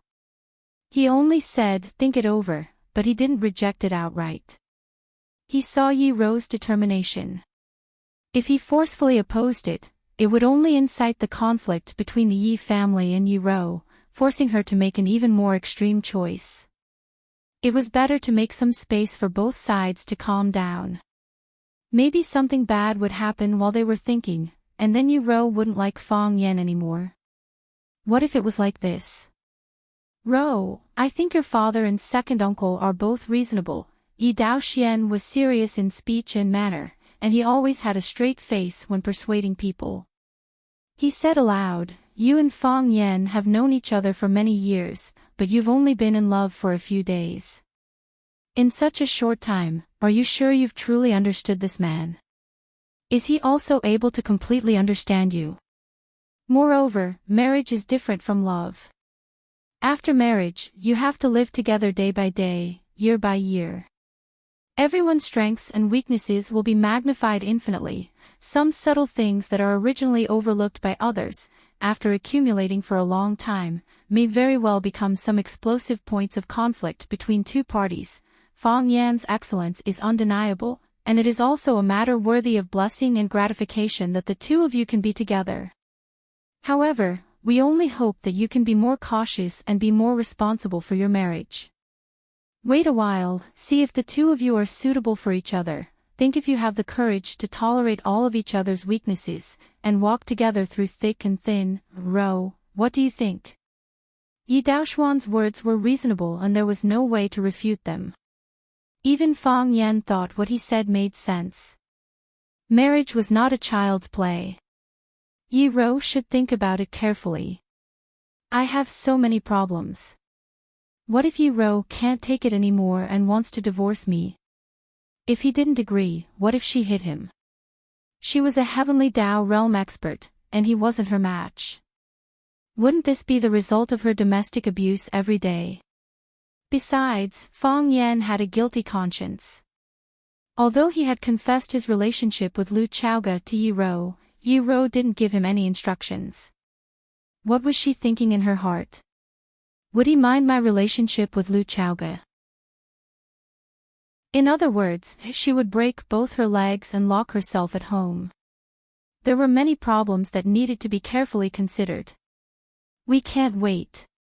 Yi Ro glanced at Fong Yan and said, "What if someone else takes it away?" The atmosphere at the scene suddenly became extremely strange. Everyone looked at Yi Ro with a dull expression. The woman who said this. Was she really the arrogant and cold iceberg Yi Ro who never looked anyone in the eye? Even Fong Yan himself widened his eyes. This was obviously not Yi Ro's style. Was she possessed by Chinitian? The gentleman coughed violently. It was unknown whether it was because of a physical illness or a physiological reaction. He coughed so hard that it looked like he was going to cough out his internal organs. The young people's style changed too quickly. As an old man, he couldn't keep up. Old man Fong Hui was stunned at first, then a strong smile appeared on his face. He looked at Yi Ro with joy, as if he liked her more and more. The old man was also happy. All the teeth in his mouth fell off. He reached out and patted Yi Ro, who was sitting next to him, but he couldn't say a word. The three Yi brothers were the most embarrassed at the scene. They didn't expect Yi Ro to say such a thing. First, they were extremely shocked, then their faces turned purplish red. Yi Daowen looked at his daughter with disappointment and said, "Ro, you are a girl. How can you say such a thing? If he is really snatched away, it's better not to have such a man." This. Ro, your thoughts are wrong. Yi Daoling coughed twice as well, as if he had been infected by the gentleman. You are beautiful and smart. Furthermore, you are the youngest Heavenly Dao realm expert in all of Huaxia. You are the only girl like you in all of Huaxia. As long as you are willing, you can find the best man. What kind of man can't you find? Women need to be strong and brave, but they also need to have an independent personality. You must not lose yourself. That will be an obstacle to your path of seeking the Tao. Yi Daoxian no longer wished to speak to this junior of his. He felt that Yi Ro had been brainwashed. When had Yi Ro ever spoken to someone like this in the past? They hadn't met for a period of time. How did she become like this? At this moment, Fong Yan had no choice but to step forward and say something. After all, be it Sir or his grandfather, the reason why they were here was to help him marry Yi Ro. Fong Yan smiled at Yi Daowen's ferocious gaze and said, "Uncle, I understand how you feel. The daughter you have raised for more than 20 years is suddenly going to become another man's wife. You must be very disappointed and find it hard to accept. The reason why you feel this way is because you are a good father. You love your daughter with all your heart." Yi Daowen's expression softened a little, but on second thought, I obviously love my daughter with all my heart. What does it have to do with you that I love my daughter? Hence, he glared at Fong Yan with an even more ferocious gaze. Sir is here, and my grandfather is also sitting here. I swear on the reputation of Sir and my grandfather that I will treat Ro well for the rest of my life. I will make her a strong and brave woman with an independent personality, and an eternally beautiful woman. I will make her a blissful wife. For this, I am willing to give up everything I have. When saying this, Fong Yan looked at Yi Ro. This was from the bottom of his heart, and it was also what he had always wanted to say to Yi Ro. He hoped that Yi Ro could feel his sincerity, and he also believed that Yi Ro would touch his heart. Sure enough, Yi Ro's gaze also looked at him. Their gazes collided in the air, and then entangled together, unable to separate. The most beautiful love in this world was, holding hands together, touching lips together, and colliding gazes in the air. All of it. Yi Daoling raised his eyebrows, and there was an inexplicable smile on his face. He looked at Fang Yan and asked, "What if Ro makes you give up the hatred outside, and return to Swallow Dock to practice martial arts?" Fang Yan looked at Yi Ro and said, "If this is Ro's request, I will agree. You don't care about those national and family grudges. I originally didn't want to care. They were all provoked." Fang Yan said with a depressed face. Yi Ro looked at Fang Yan and said, "You can do whatever you want. Even if you marry me, you can still maintain your independent personality. You are so nice." Fang Yan was so moved that his eyes were moist. To be able to marry such a reasonable wife, it was really a blessing to his ancestors. "I won't hit you in the future." Yi Ro felt that her heart was about to be melted, so she also said some words of love that could melt Fang Yan's heart. The blue veins on Fang Yan's forehead were bulging. "Dear Miss Yi, you don't have to say such words in front of me, right? Although you really think so in your heart, and I am really a little happy in my heart, sir and my grandfather are still sitting next to me and listening. What if they suspect that my husband is not strong enough? And I will also protect you." Yi Ro said to Fang Yan. "Whoever bullies you, I will bully him." If there weren't so many people present, Fang Yan really wanted to hug Yi Ro in his arms and give her a good kiss. What an adorable lady. Why did she have to be his wife? Thinking of how he was about to marry a heavenly Dao realm expert, Fang Yan felt that be it the Jiang family or any other enemies, they were all useless. Sir laughed out loud and looked at the couple, Yi Ro and Fang Yan. He said to the Yi family's patriarch, "Look, can you bear to separate this pair of children?" The patriarch smiled as well. He held Yi Ro's tiny hand in his and gently rubbed it, saying, "What a pair of good children." The three Yi brothers looked at each other, their mouths full of bitterness. A grown girl couldn't be kept at home. The patriarch glanced at Yi Daowen, Yi Daoling, and Yi Daoxian and said, "Why don't we just leave it at that?" Yi Daoling and Yi Daoxian didn't say a word as they turned to look at their elder brother, Yi Daowen. They thought to themselves, "Yi Ro is your daughter, so as her father, you have the most say.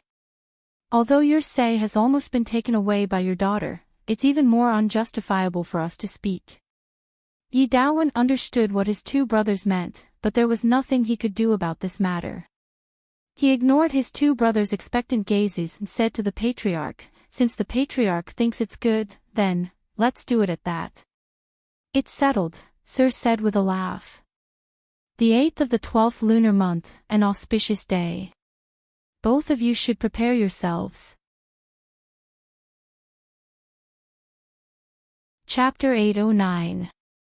After returning home, old Master Fang Hui shouted for Fang Yan to pour tea for him. "Tea, pour me a cup of tea." The old man's face was full of excitement, and he said to Fang Yan in a very boastful tone, "I've dug countless traps in my life, but this is the most exciting one, and also the one that earned me the most. I lost a grandson and got a granddaughter-in-law back." Fang Yan poured the tea in the teapot into a cup and added half a cup of hot water to the cup. Then he handed the cup to the old man and said, "My marriage with Wen Wan was also a trap set by you. Isn't that obvious?" The old man said bluntly, "If I hadn't shamelessly gone to the Yi family to challenge them, you wouldn't be here now. Wen Wan is a heavenly Dao realm expert. After the news is spread, wouldn't the Yi family break the door to propose marriage?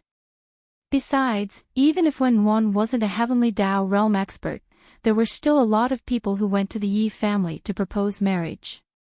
Why did Wen Wan have a higher opinion of you and get closer to you? Isn't it because of those years of fighting?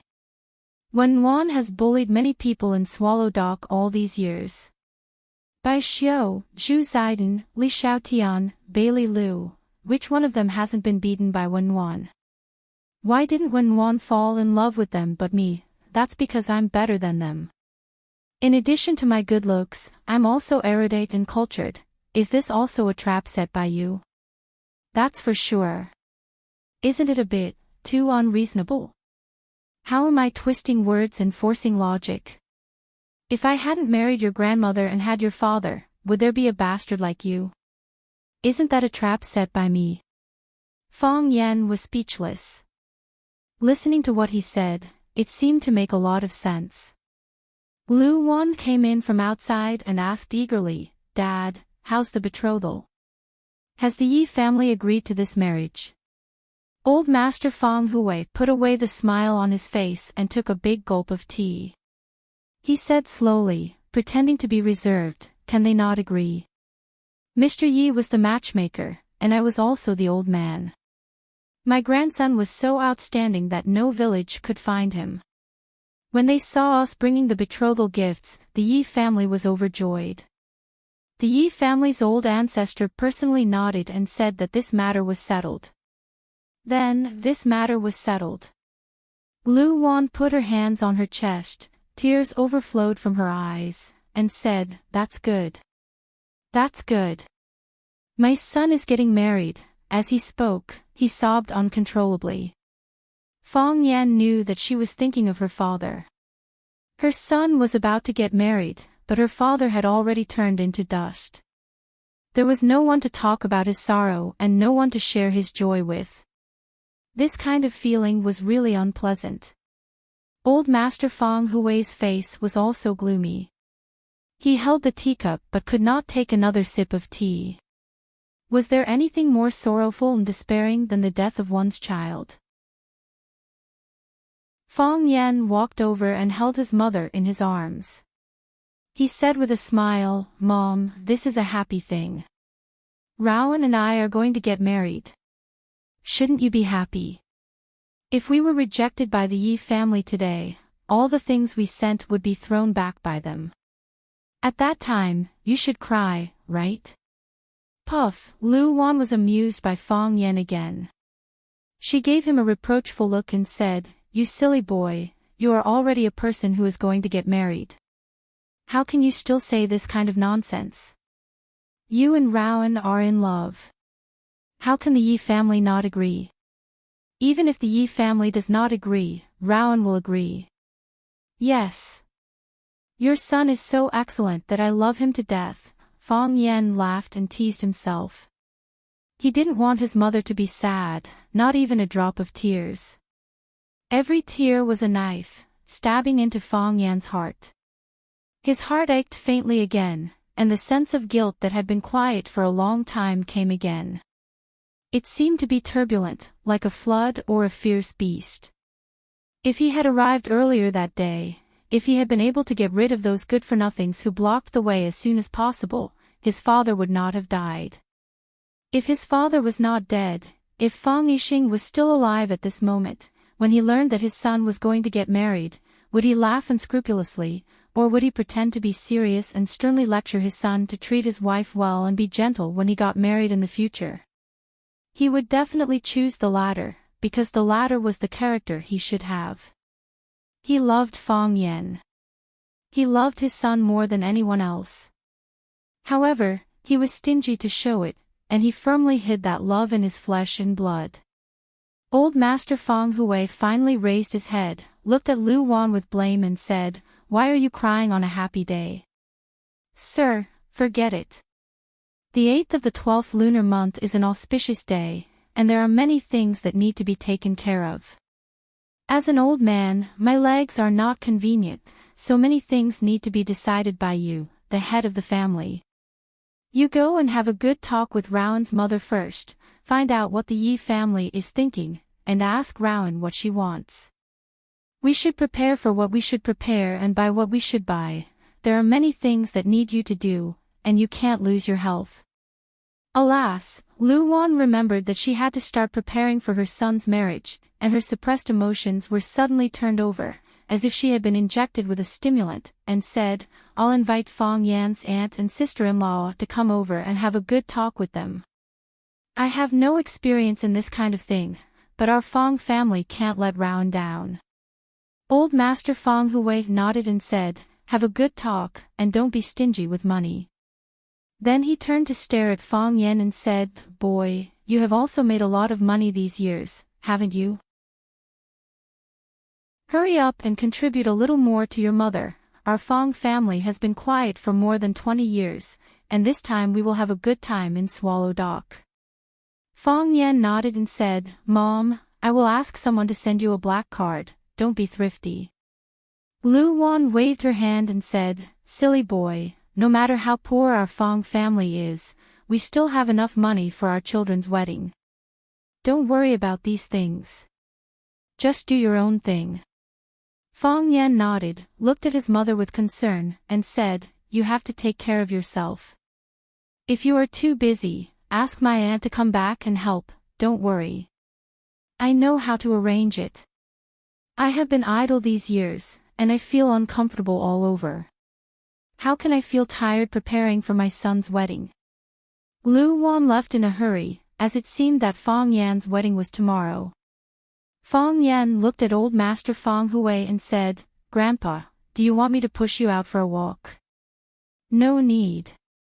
Old Master Fong Hui waved his hand and said, The marriage between you and Ruru has been decided, and this is a joyous occasion for our Fong family. Your father is no longer here, but there are still some things that need to be discussed with him. At least he will be informed. You go and accompany Ruru, I will go and have a word with you. Watching his grandpa push the wheelchair away, Fong Yan's heart was extremely heavy. Yi Ruru took the initiative to look for Fong Yan and asked Fong Yan to take a walk beside Shihizi.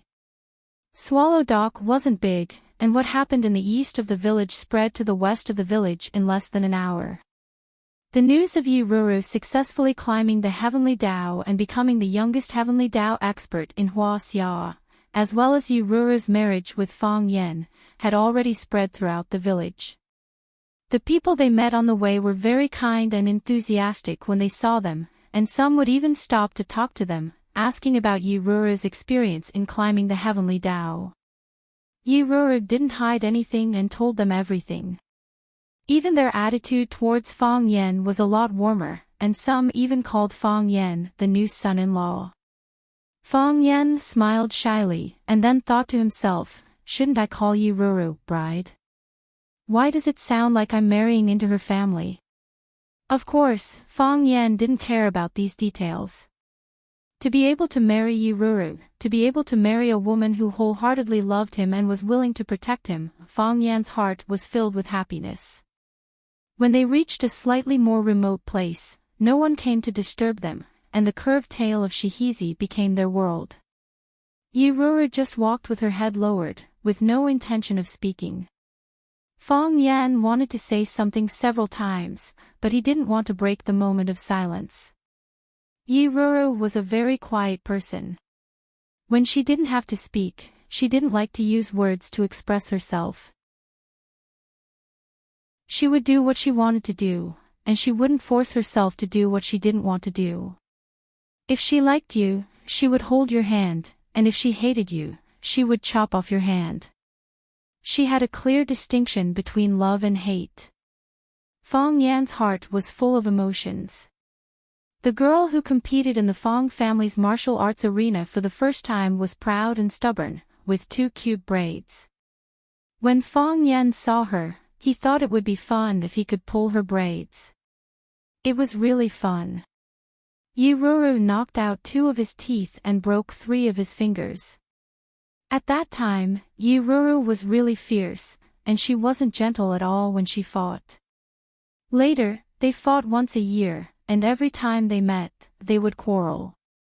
Fong Yan regarded her as his archenemy, and he told all his friends bad things about her. Even in his sleep, he dreamed that he was being beaten. However, that girl was going to be his wife soon. Life was really full of surprises. Fong Yan suddenly stopped, turned around to look at Yi Ruru behind him, and said in a deep voice, I've been thinking that there should be a more special proposal ceremony. I'll run around Yanjing City naked and then shout, Yi Ruru, marry me. Or I'll take off my clothes and jump into Shihizi River, shouting, Yi Ruru, marry me. Or we can go to the African prairie.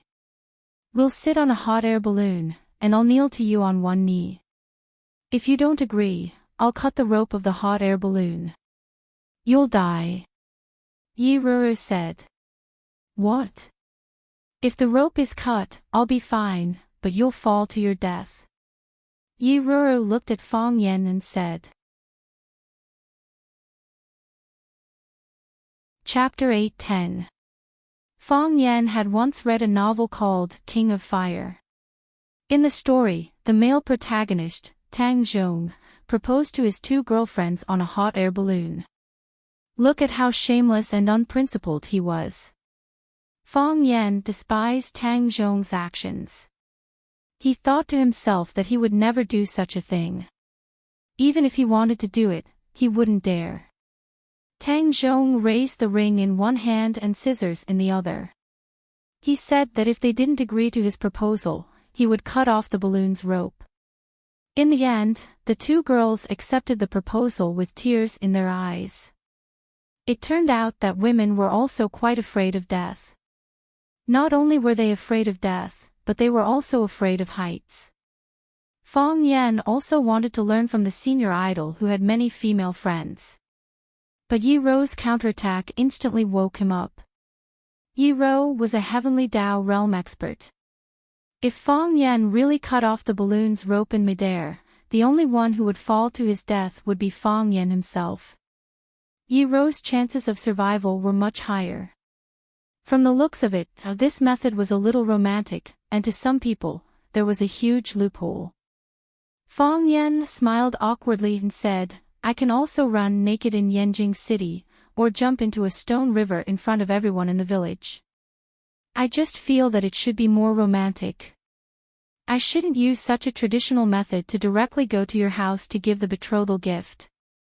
Yi Ro looked up at Fang Yan and said, a man's romance isn't expressed in the moment of a proposal, but in life, it can make people feel happy and at ease at all times. If you want to talk about romance, when I failed to climb the Heavenly Dao and was about to go berserk, you helped me move a mountain at the expense of your life. That was the most romantic proposal I know. Fang Yan reached out his hand to touch Yi Ro's face. Yi Ro was extremely shy, but she stood there and allowed him to molest her. Strange. Fang Yan muttered to himself and said, she's not wearing a mask. Bang! Fang Yan's body soared into the air and flew backward. He quickly got up from the ground and carefully avoided Yi Ro. He said, I just find it a little strange. Logically speaking, you shouldn't say something like that. It doesn't match your character. Come here, Yi Ro called to Fang Yan. What do you want?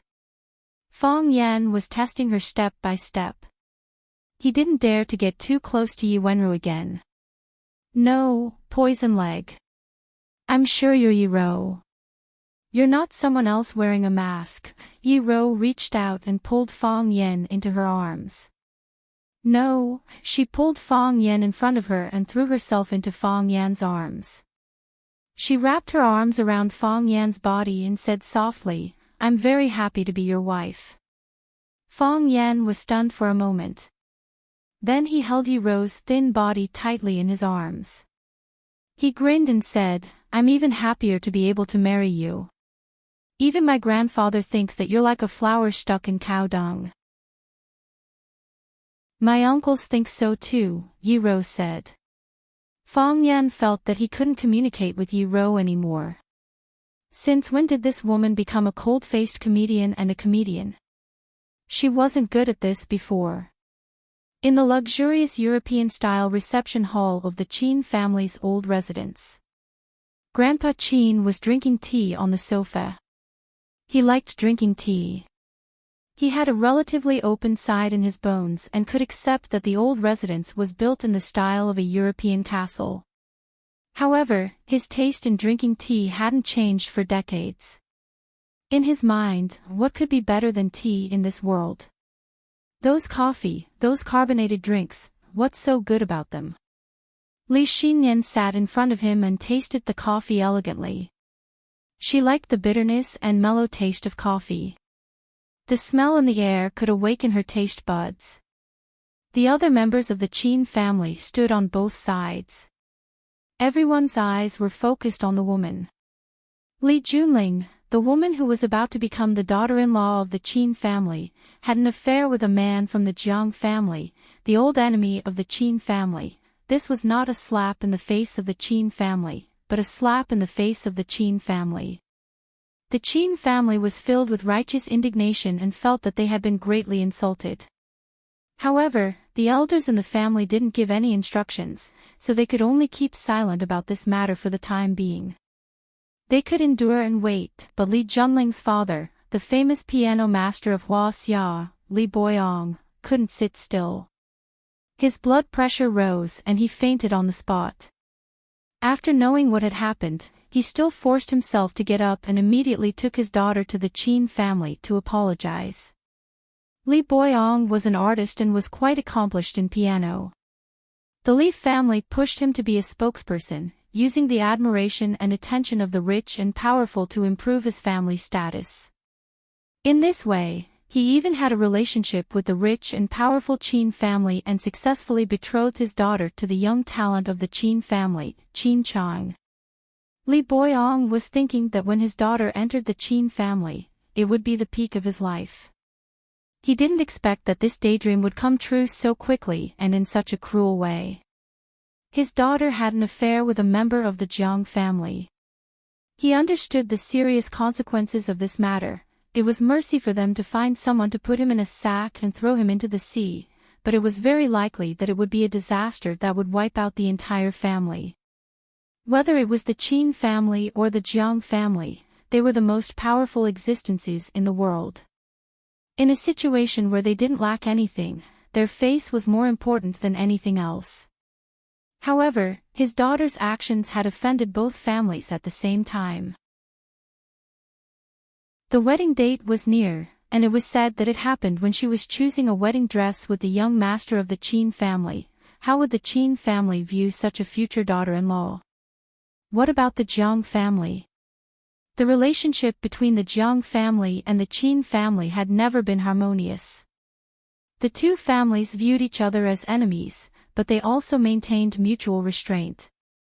After this incident, would it break the balance between the two families?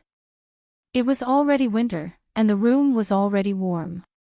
However, Li Boyong, who was wearing a suit and shirt, was sweating profusely, and his voice trembled when he spoke. "It's all my fault. It's all my fault." Li Boyong didn't teach his daughter well, and that's why she did such a shameful thing. Now that it's like this, there's nothing I can say to help. I admit my mistake. I'm willing to bear all the responsibility and consequences.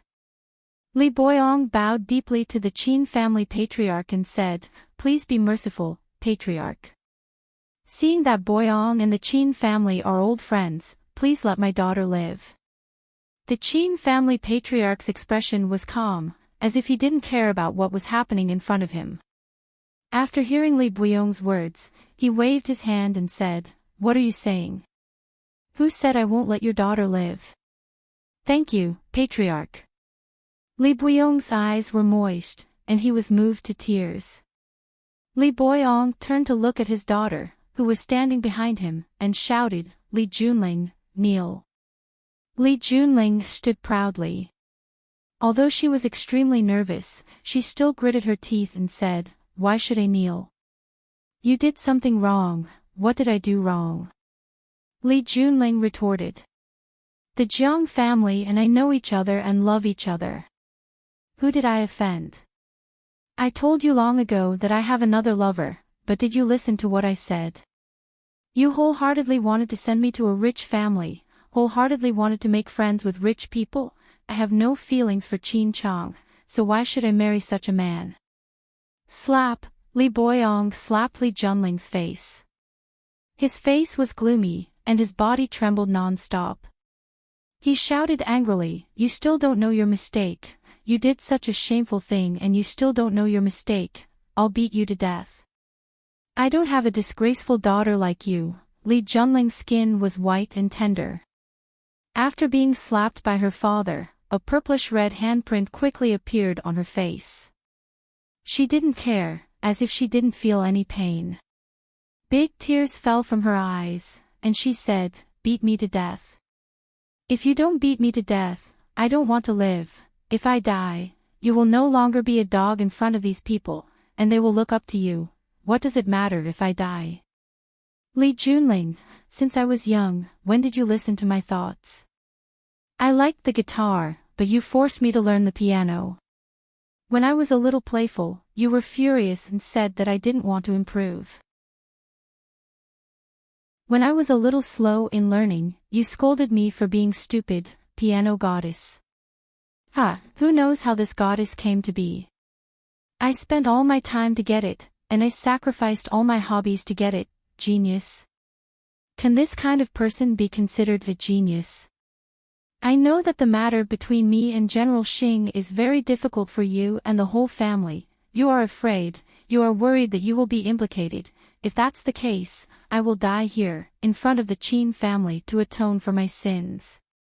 In this way, they won't hurt you anymore, right?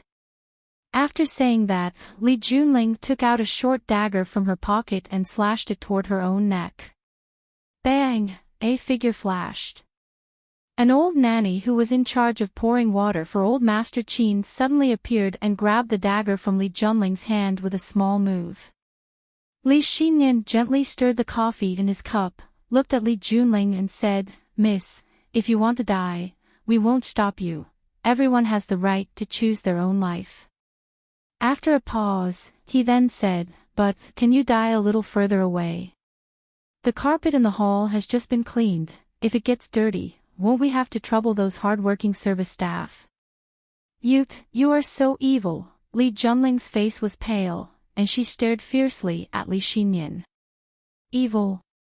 Li Xinyan took a sip of the coffee in his cup and said with a smile, "Miss, if I was really evil, do you think you would still have the chance to stand in front of me and accuse me of being evil?" Chapter 8:11. Every single word that Li Xinyan said was not a threat. With her current status, there was no need for her to threaten others. If she said she would kill you, then she would kill you. If she said she wanted you to disappear, then you would never be able to show your face again. Just as she said, if she was really vicious, would Li Junling and her father, Li Boyong, still have the chance to stand in the Qin family's hall today? Would they still have the chance to be judged by the Qin family, be it punishment or forgiveness? Would they still have the chance? With just a word of command, or even a reminder with a glance, the father and daughter would encounter a serious car accident or some other accident. In any case, their lives would end here, and they would never have the chance to appear in front of the public again. Or perhaps the Qin family did not need to do anything. There were countless people outside who wanted to please them. Some smart people who didn't mind doing the dirty work would do it cleanly. If it wasn't for a casual greeting at a private gathering, you wouldn't even know who sent the father and daughter away.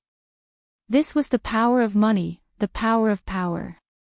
When anything reached an extreme, the energy that it could erupt with would be astonishing and shocking. Some people were overly arrogant, while others could control this power very well. Slap! Li Boyong slapped his daughter again. Li Junling, who was unprepared, was knocked to the ground by his father. Li Boyong looked down at Li Junling and shouted angrily, "Kneel and apologize to the madam, kneel and apologize." Li Junling covered her face and sneered. "What did I do wrong? Do I need to apologize to them? I just fell in love with a man, what's wrong with that? What does this have to do with them? You are Qin Chang's fiancé. I am not Qin Chang's fiancé, you are." Li Junling looked at her father and laughed, saying, "You are Qin Chang's fiancé. I have never liked him, and I have never wanted to marry him. You think about it day and night. You think about it day and night. You think about it day and night. You think about it day and night. You think about it day and night. You think about it day and night. You think about it day and night. You think about it day and night. You think about it day and night. You think about it day and night. You think about it day and night. You think about it day and night. You dash, Li Boyong pointed at his daughter with a trembling finger, unable to say a complete sentence. Li Junling got up from the ground and tidied up his clothes. He looked at Li Xinyan stubbornly and said, I'm not even afraid of death. How can I apologize to you people? Yes, perhaps this kind of thing has long been a common occurrence for you, the weak apologizing to the strong, regardless of whether the strong is standing on the side of reason. But today, I'm going to disappoint you. What does your apology mean to me? Li Xinyan looked at Li Junling and asked, or, what does it mean to the Qin family? I don't care, and the Qin family doesn't care, Li Xinyan said lightly. If you were just an ordinary woman, or if you were still the goddess of piano you are now, you would have nothing to do with the Qin family. Even if you had an affair or died for love, the Qin family wouldn't even look at you. However, you're engaged to a man from the Qin family. One of your feet has already stepped into the Qin family's door. Whether it was intentional or not, at the engagement ceremony, you nodded and agreed. After the engagement ceremony, you did such a thing, which indeed made the Qin family lose face. For the time being, you have to bear the criticism of some boring people. But that's all there is to it. Even if something like this happened, the Qin family is still the Qin family. When others talk about it, the Qin family's reputation will be hurt. When you are forgotten by others, when Qin Chang has a new fiancé, can people still remember who you are? But, after this kind of thing, girl, are you still you? Li Xinyan looked at Li Junling sympathetically and said, as a woman, I can understand how you feel. But, your choice is really too stupid. Until now, you still don't know what will happen to you after this matter is exposed. You also don't understand how lucky you are to be able to stand in the hall of the Qin family right now. Li Boyong's forehead was dripping with sweat, but he didn't bother to wipe it off. He kept bowing and apologizing, saying, Madam, please don't lower yourself to her level. She is just a child who doesn't know how to appreciate favors. If you want to scold her, just direct it at me. I am her father, and I should bear the responsibility for her. Li Xinyan sneered and said, all right, Li Boyong, you father and daughter don't put on this sad drama in front of me. I have no interest in watching a drama. Yes, Li Boyong nodded repeatedly and said, we are not acting. We are not acting, we are here to apologize. We are wrong, very wrong, no matter if we are beaten or scolded, even if Madam asks me to jump into the valley, I will not frown. Li Xinyan raised his head and looked at Li Boyong, saying, you are a good father, but you spoil your daughter too much, go back. Madam. Li Boyong looked at Li Xinyan with a frightened expression. He knelt on the ground and cried bitterly, saying, Madam, I beg you, please let us go this time. I am willing to atone for this matter. I am willing to die for Qin Chang, for young Master Qin. I only ask that you let go of Junling, let go of the Li family. Li Junling's face was as white as paper. His father's reaction had already explained everything. The Qin family wanted to kill them to avenge their humiliation. These rich and powerful nobles, their hearts were really vicious. Did you misunderstand something? Li Xinyan's eyebrows twitched. He glanced at Li Boyong with some dissatisfaction and said, tears can be exchanged for forgiveness, but it can also be exchanged for double the hatred of others. Don't worry, the Qin family will not retaliate against you. From now on, the two families will no longer have any relationship. Do you understand what I mean? I understand. Li Boyong nodded repeatedly. The two families would no longer have any relationship. This meant that Li Xinyan had publicly annulled the marriage between Qin Chang and his daughter. His daughter had done such a thing. This was the proper response from the Qin family. In addition, the majority of the Li family's businesses were connected to the Qin family. If the Qin family severed ties with the Li family, those businesses would most likely be lost. Not only that, but they would also be attacked by those who heard the news. At that time, without the support of the Qin family, how could the Li family retaliate? They could only watch as the Li family's businesses were divided by those vicious wolves. Unless the Jiang family is willing to protect them, Li Boyong thought in a corner of his heart. Li Xinyan waved his hand and said, "Let's go back." Li Boyong crawled up from the ground and bowed to Li Xinyan, to the silent old master Qin, and to everyone in the Qin family. Then, he pulled Li Junling's hand and walked outside. "We're letting them go just like that. That woman did such a thing, that's right, let's get someone to break her legs. Let's see how she can steal men in the future." She didn't hit or scold them. She didn't even scold them. Will outsiders laugh at the Qin family for being weak and easy to bully? No matter what, Li Xinyan was the current head of the Qin family. When she was handling family matters, outsiders were not allowed to interrupt or criticize her.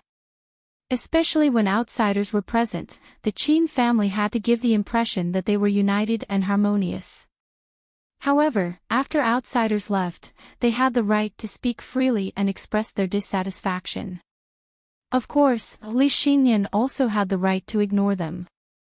Li Xinyan looked at old Master Qin, who was leisurely drinking tea, and said with a smile, "This tea was plucked from the few tea trees behind Etienne's courtyard. Because Etienne watched them grow up, she treasured them very much. When she plucked the tea leaves, she didn't allow anyone to help her. She plucked the leaves by herself, and each leaf felt like she was cutting off a piece of flesh from her body. After several days of hard work, she only got 2 tails of tea leaves after frying them.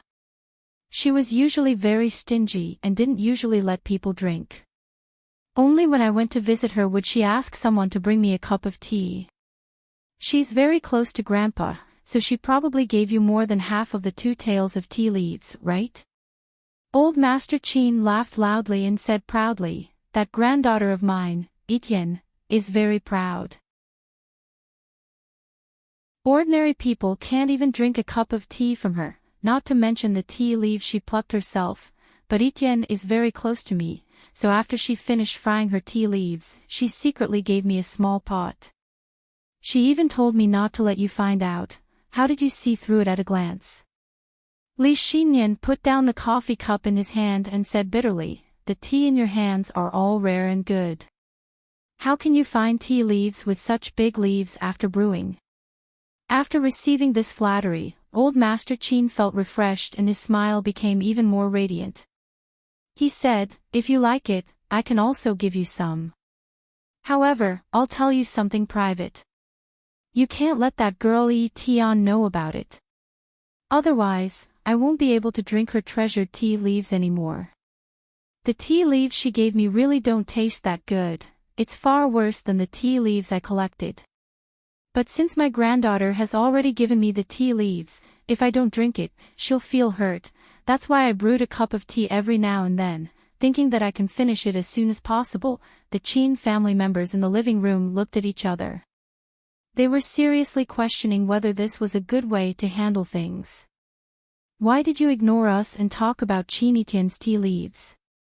Qin Chang pushed open the living room door, walked in, and knelt down in front of Li Xinyan.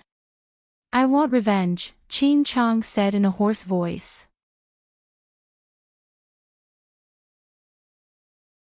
Chapter 8:12. People were divided into yin and yang, and everything had 2 sides. Because of the 2 talented women in the Qin family, the 2 generations of men in the Qin family were collectively weak and couldn't stand out.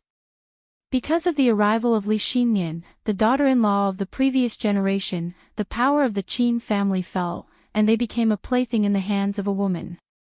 In this generation, there was another Qin Etienne, who was smart and talented, and had made a lot of achievements.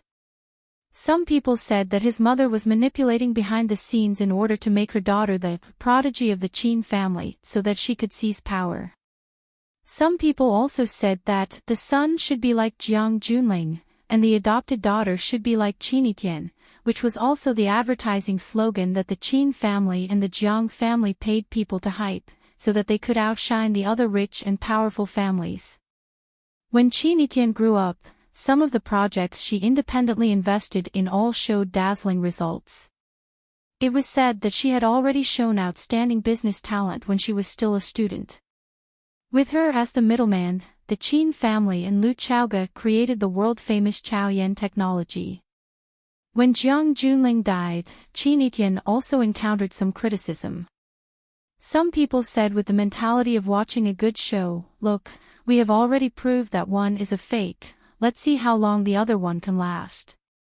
However, no matter what people said, Qin was still Qin, still the Qin that everyone respected and looked up to. Some people said that it was a tragedy to live in the same generation as Qin. For the young generation of the Qin family, it was a complete tragedy to live in the same family as Qin. Compared with a genius like Qin Chang's ability was not obvious, and his talent in all aspects was not outstanding enough. But compared with the other young generation of the Qin family, or compared with the young people outside, he was already superior. In the past, Qin Chang was gentle and elegant, liked to protect the young generation of the family to win people's hearts, and liked to play tricks to get some small advantages. Every time Qin Chang appeared, he was beautiful. Even in Beijing, where there were crouching tigers and hidden dragons, he was considered a somewhat famous figure. Now, Qin Chang was like a different person. His hair was messy, his clothes were untidy, his eyes were sunken, and there was a pile of eye wax waiting to fall off naturally at the corner of his eyes. His face was pale, and he looked like a vampire who had not been exposed to sunlight for a long time. In the past, only young Master Qin Chang made others fall out of love. He had never experienced such an embarrassing betrayal.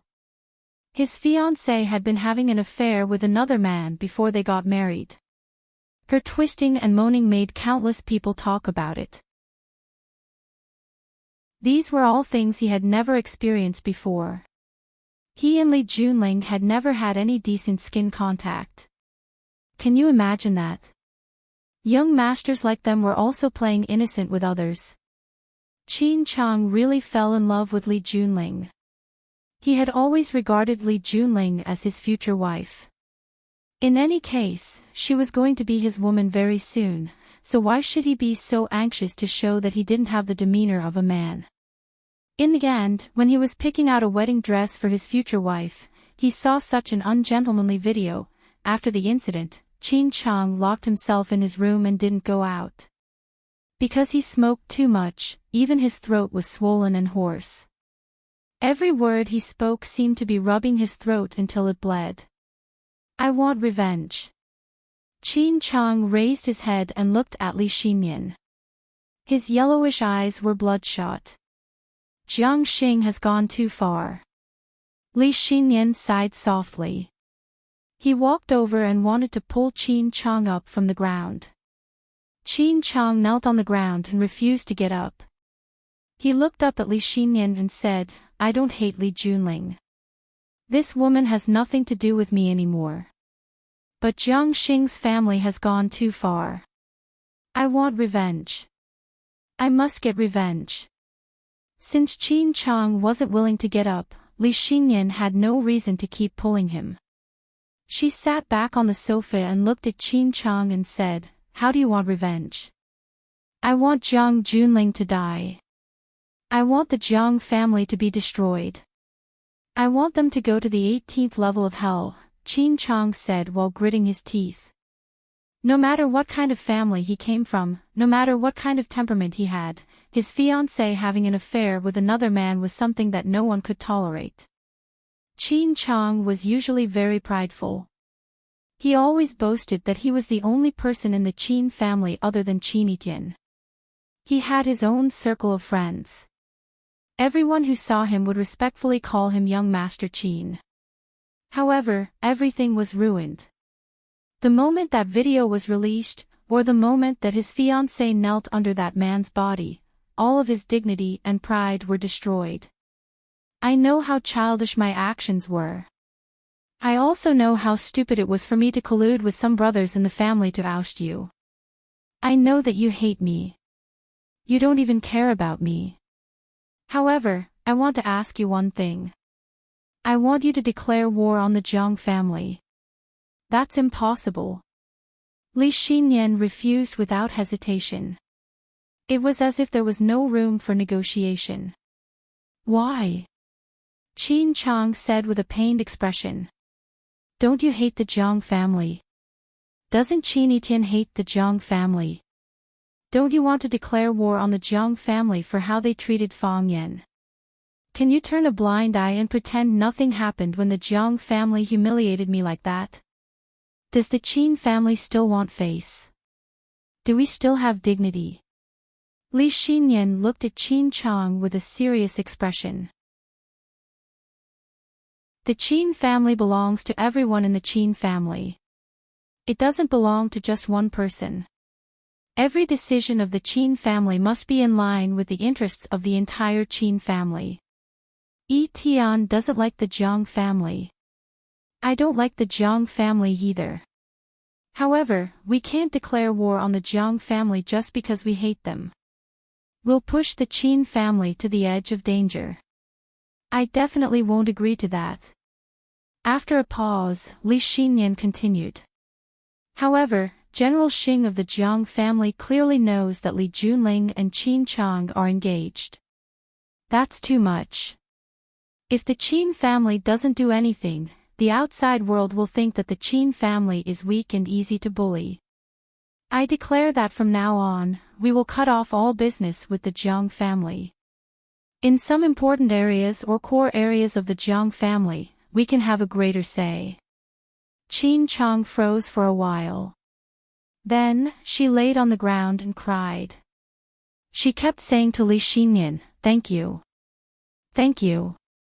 Old Master Qin looked at his daughter-in-law with a smile. He leisurely drank the tea that his granddaughter gave him. The Qin family looked at each other. Was the Qin family going to declare war on the Jiang family? Stupid. Stupid beyond belief. Li Boyong wiped the sweat off his forehead as he lectured his daughter, who was sitting next to him with an ashen face. By doing such a thing, you have trampled on the Qin family's dignity. How could the Qin family forgive you? As he spoke, they were sitting in a Mercedes-Benz limousine on their way home. The driver was a Liang, Li Boyong's driver for many years. What does a family like them care about the most? What they care about the most is loyalty and face. If you make them lose face, what won't they do? You dare to give them face. You dare to say that they are vicious. Junling, you haven't seen a truly vicious thing. You usually seem to be a clever man, but this time how could you be so wrong? Li Junling looked out of the window in a daze. It was as if he didn't hear what his father said. Thank God. They finally let us go for the time being. Li Xinyan is very powerful. But she's also very magnanimous. She said she won't trouble us. That means she won't trouble us. I'm afraid that Qin Chang and other members of the Qin family won't be able to swallow it. Go abroad. Go abroad immediately. Didn't the Borna Orchestra in Vienna invite you to perform there? You should take this opportunity to go abroad. Now the limelight is at its peak. If you stay in Beijing, you won't even have a chance to go out.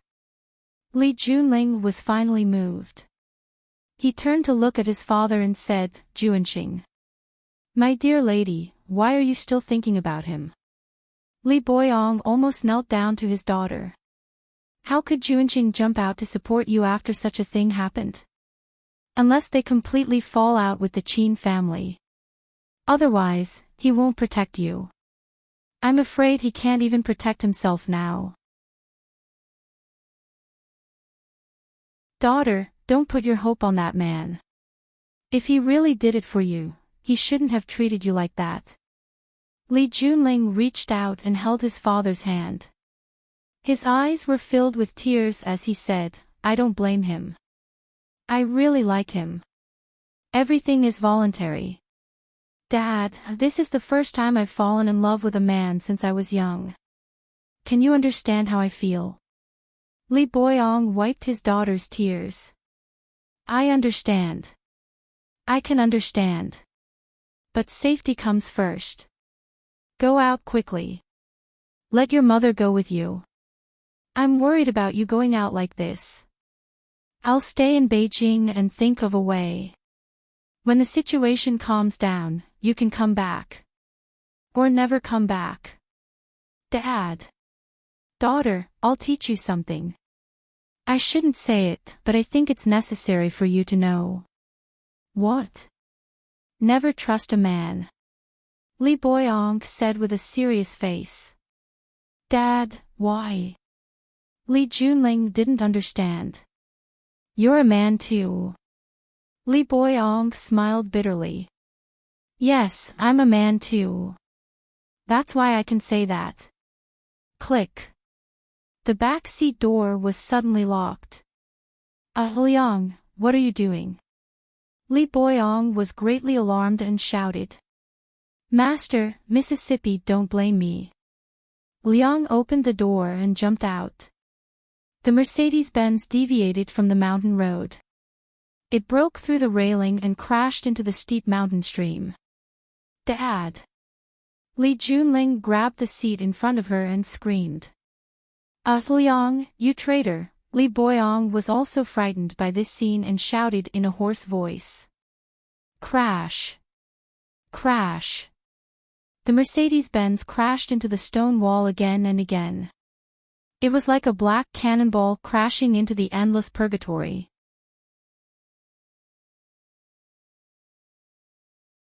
Chapter 8:13. Old House. In the courtyard. Osmanthus flowers were fragrant in October, but there was a golden osmanthus tree in the courtyard that bloomed a little late. It was only deep into winter that it emitted that frightening rich fragrance. General Xing knelt under the golden osmanthus tree, resisting the invasion of the fragrance while enduring the blows from the feather duster. Pa! General Xing was hit on the head. Pa! The feather duster hit his skull again. Pa! Pa! Pa! After a dozen or so lashes, old man Shifu threw the feather duster in his hand onto the ground. He walked to the stone table and sat down. He picked up a cup of tea that was still steaming and took a sip. Do you know why I didn't slap your face?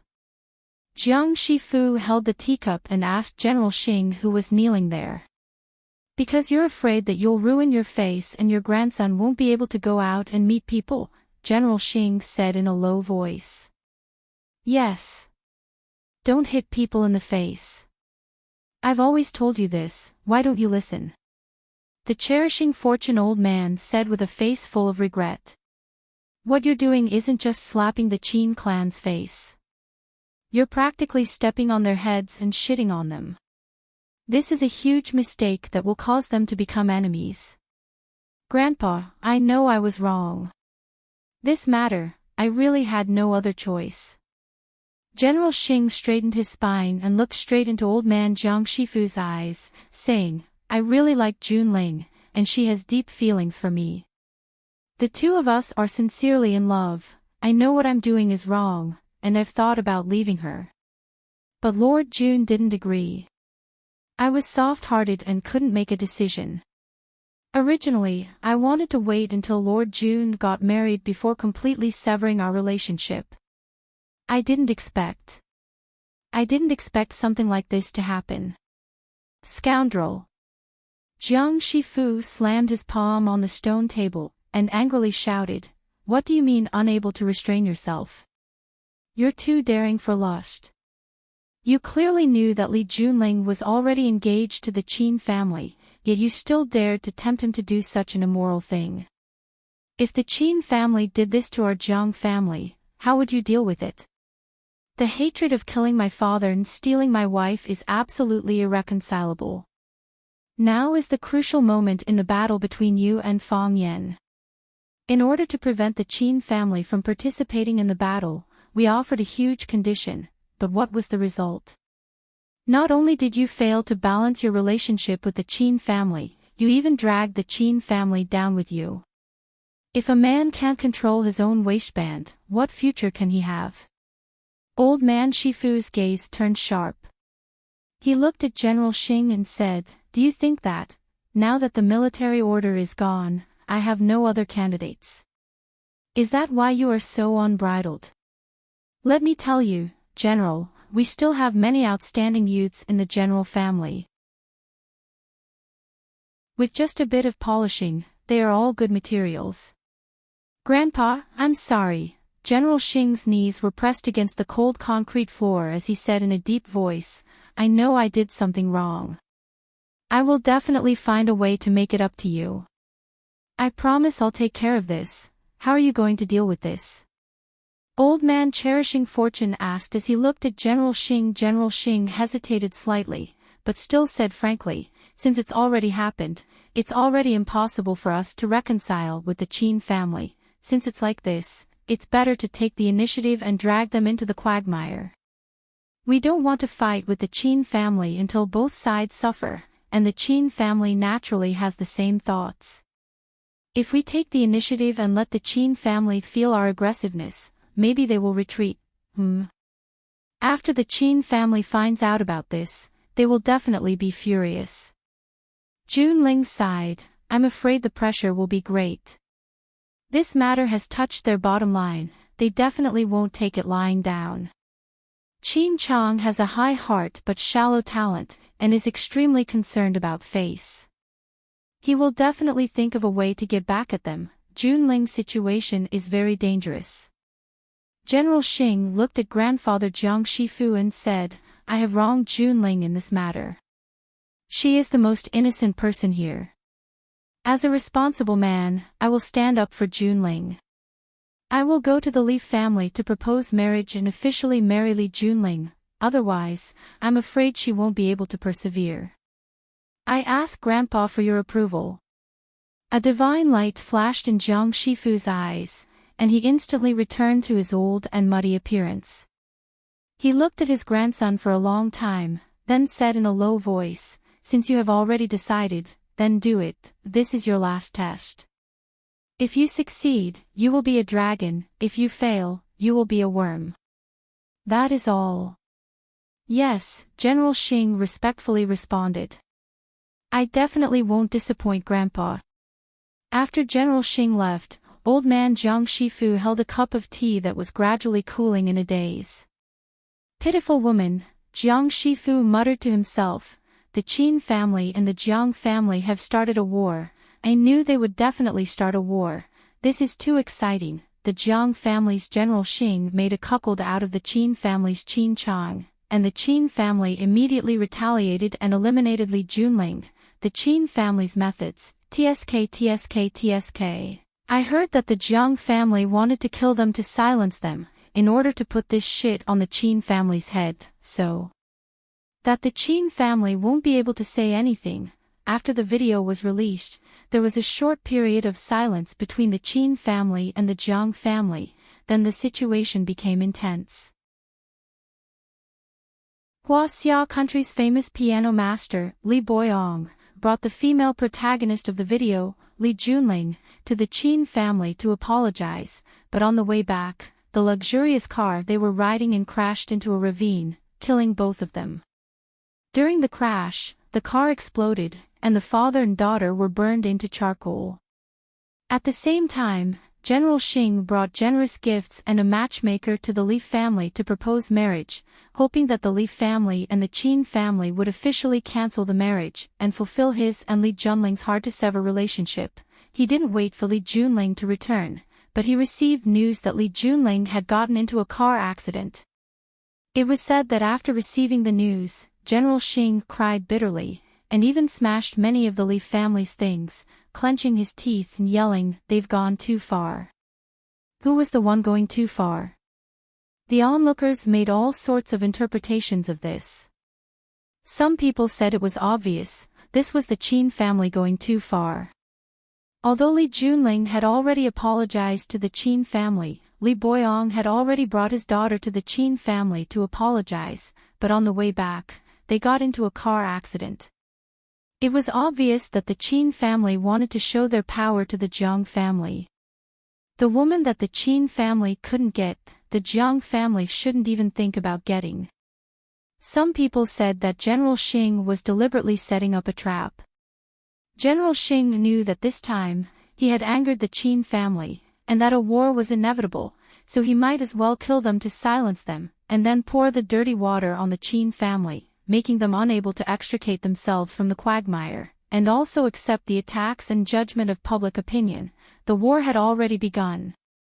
While the outside was in an uproar, Fang Yan was sitting in Qin Etienne's villa, drinking tea.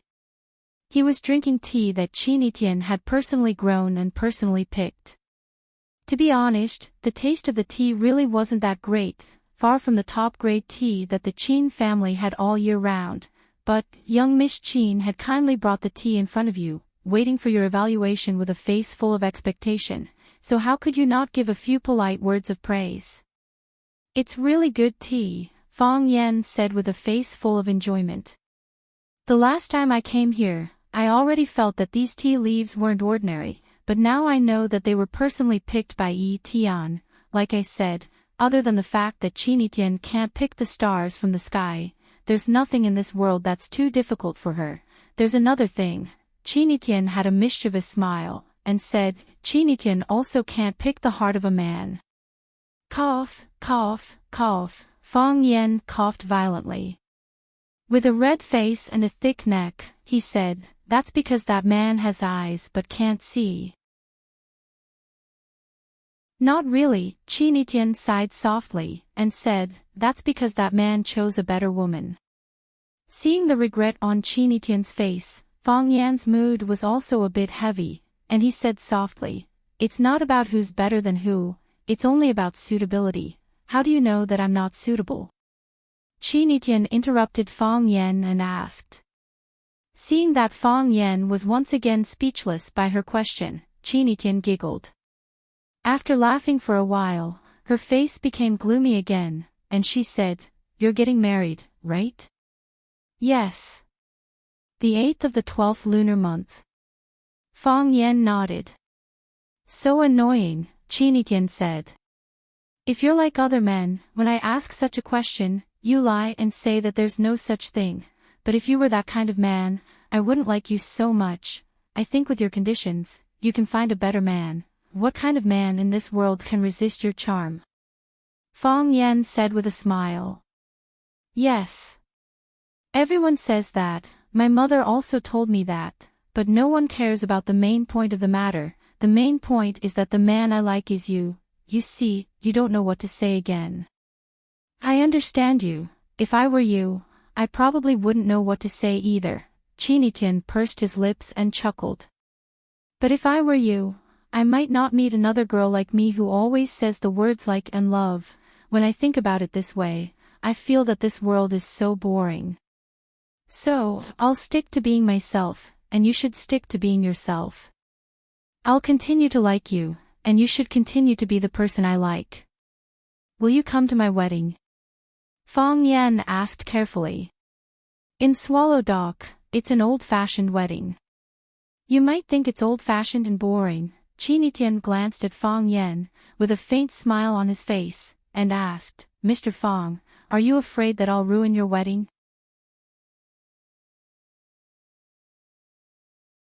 Chapter 8:14. What's the most troublesome thing about preparing for a wedding? It's that you don't know who you should invite and who you shouldn't. If you send an invitation, you're worried that people won't come. If you don't send an invitation, you're worried that people will complain. Fang Yan wasn't afraid that Qin Etienne wouldn't come. On the contrary, he was afraid that Qin Etienne would come. He was afraid that she would come and make trouble. According to their relationship, if Fang Yan got married, he would naturally send an invitation to Qin Etienne. However, Fang Yan knew Qin Etienne's feelings for him. If he told her that he was going to marry Yi Ro, would she feel sad? Before Fang Yan could think of a way to say it, Qin Etienne took the initiative to ask. In this case, Fang Yan had no reason to hide anything. But why did Qin Tian look at me so strangely? How come? Fong Yan knew how difficult it was to deal with Qin Tian. Fine beads of sweat appeared on his forehead. He held the teacup with both hands and looked at the pots of chrysanthemum in the yard. I'm just afraid that you're too busy or you don't like the traditional wedding. I like it very much. Qin Tian squinted his eyes and smiled. Do you really want me to go? Of course it's true, Fong Yan said seriously. I'm very sincere. In this case, I'll go. Qin Tian hesitated for a moment and nodded. Fong Yan also grinned and said, I'm very happy that you can go to my wedding, really.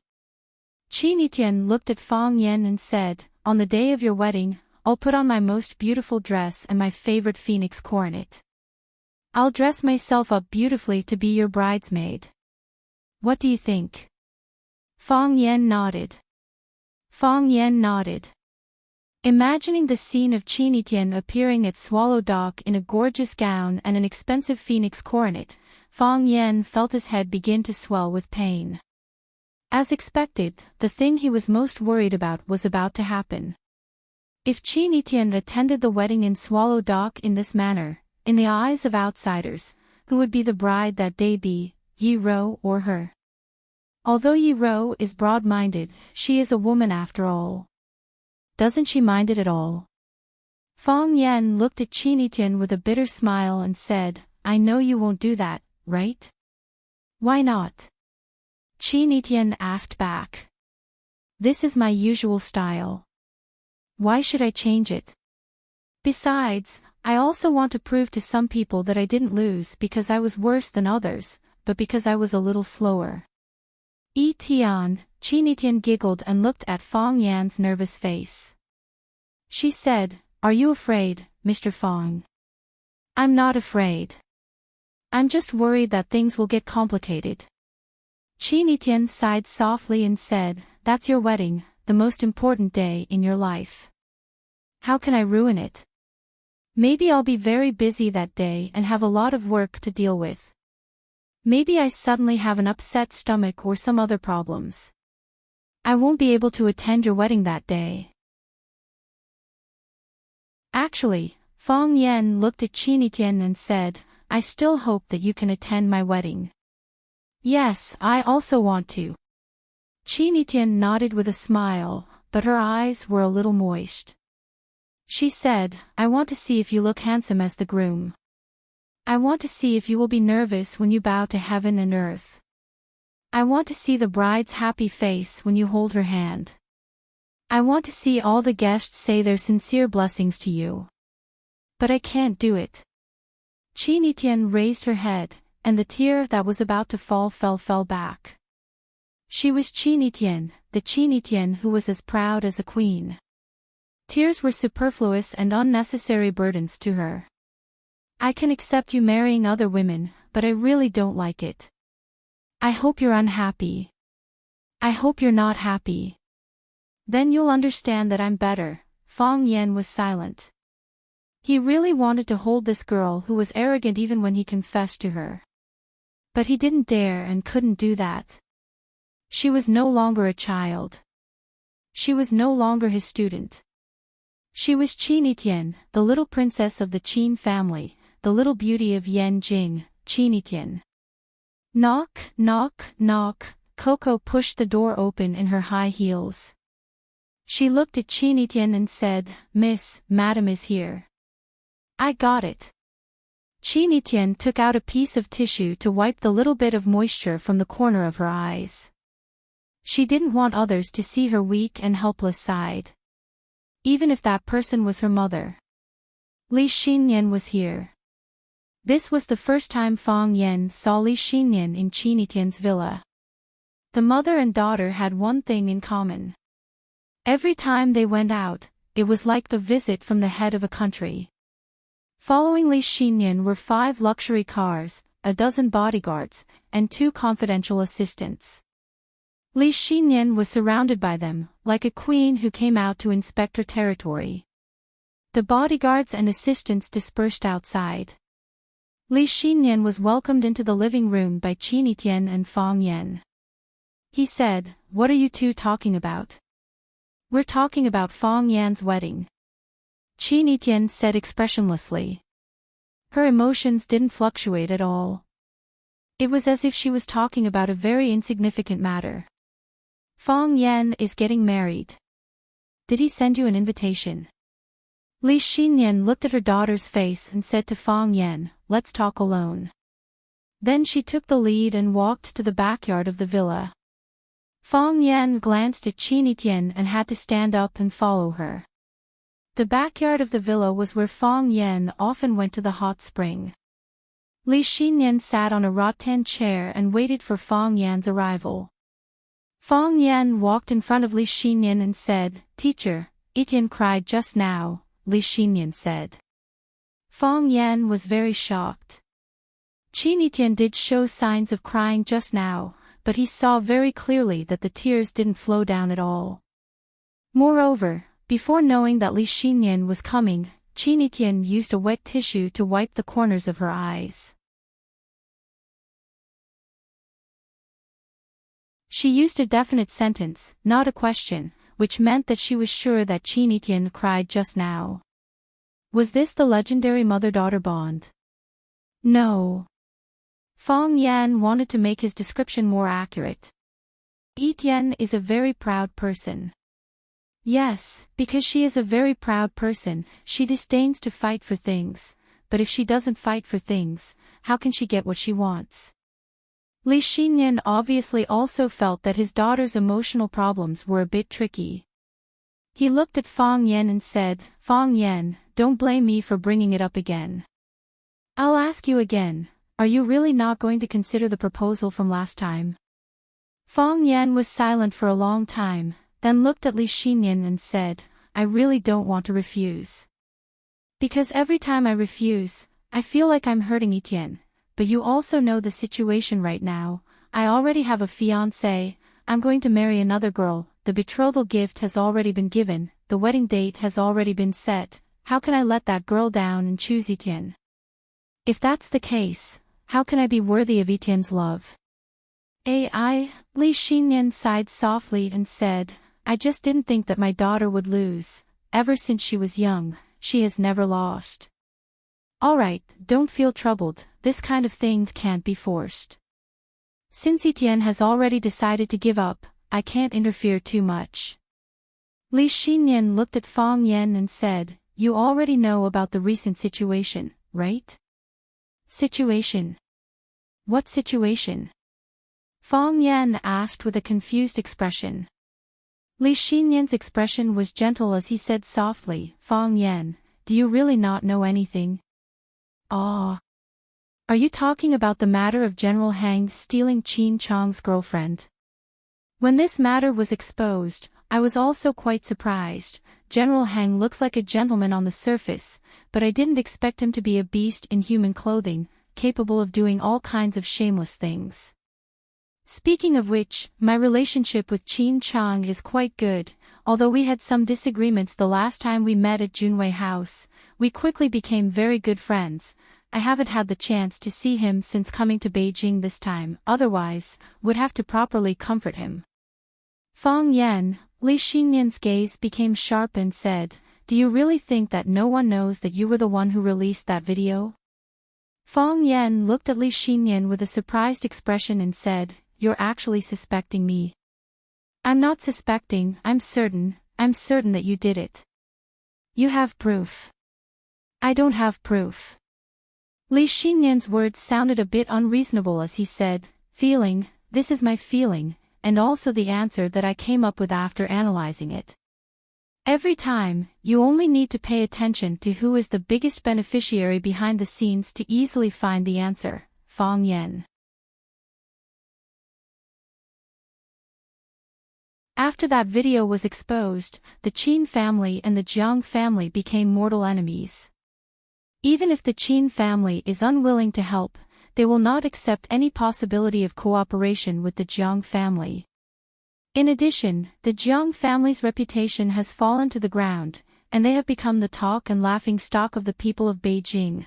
killing several birds with one stone. Isn't this your plan?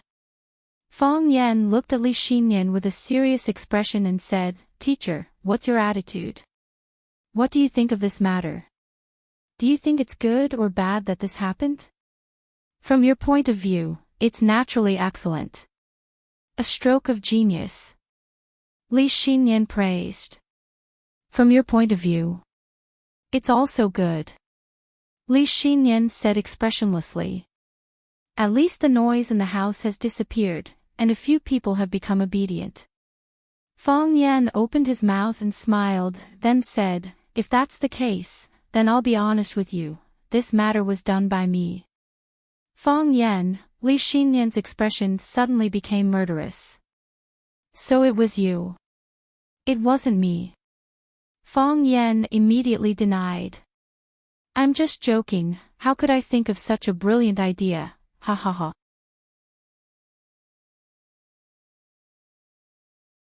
Chapter 8:15.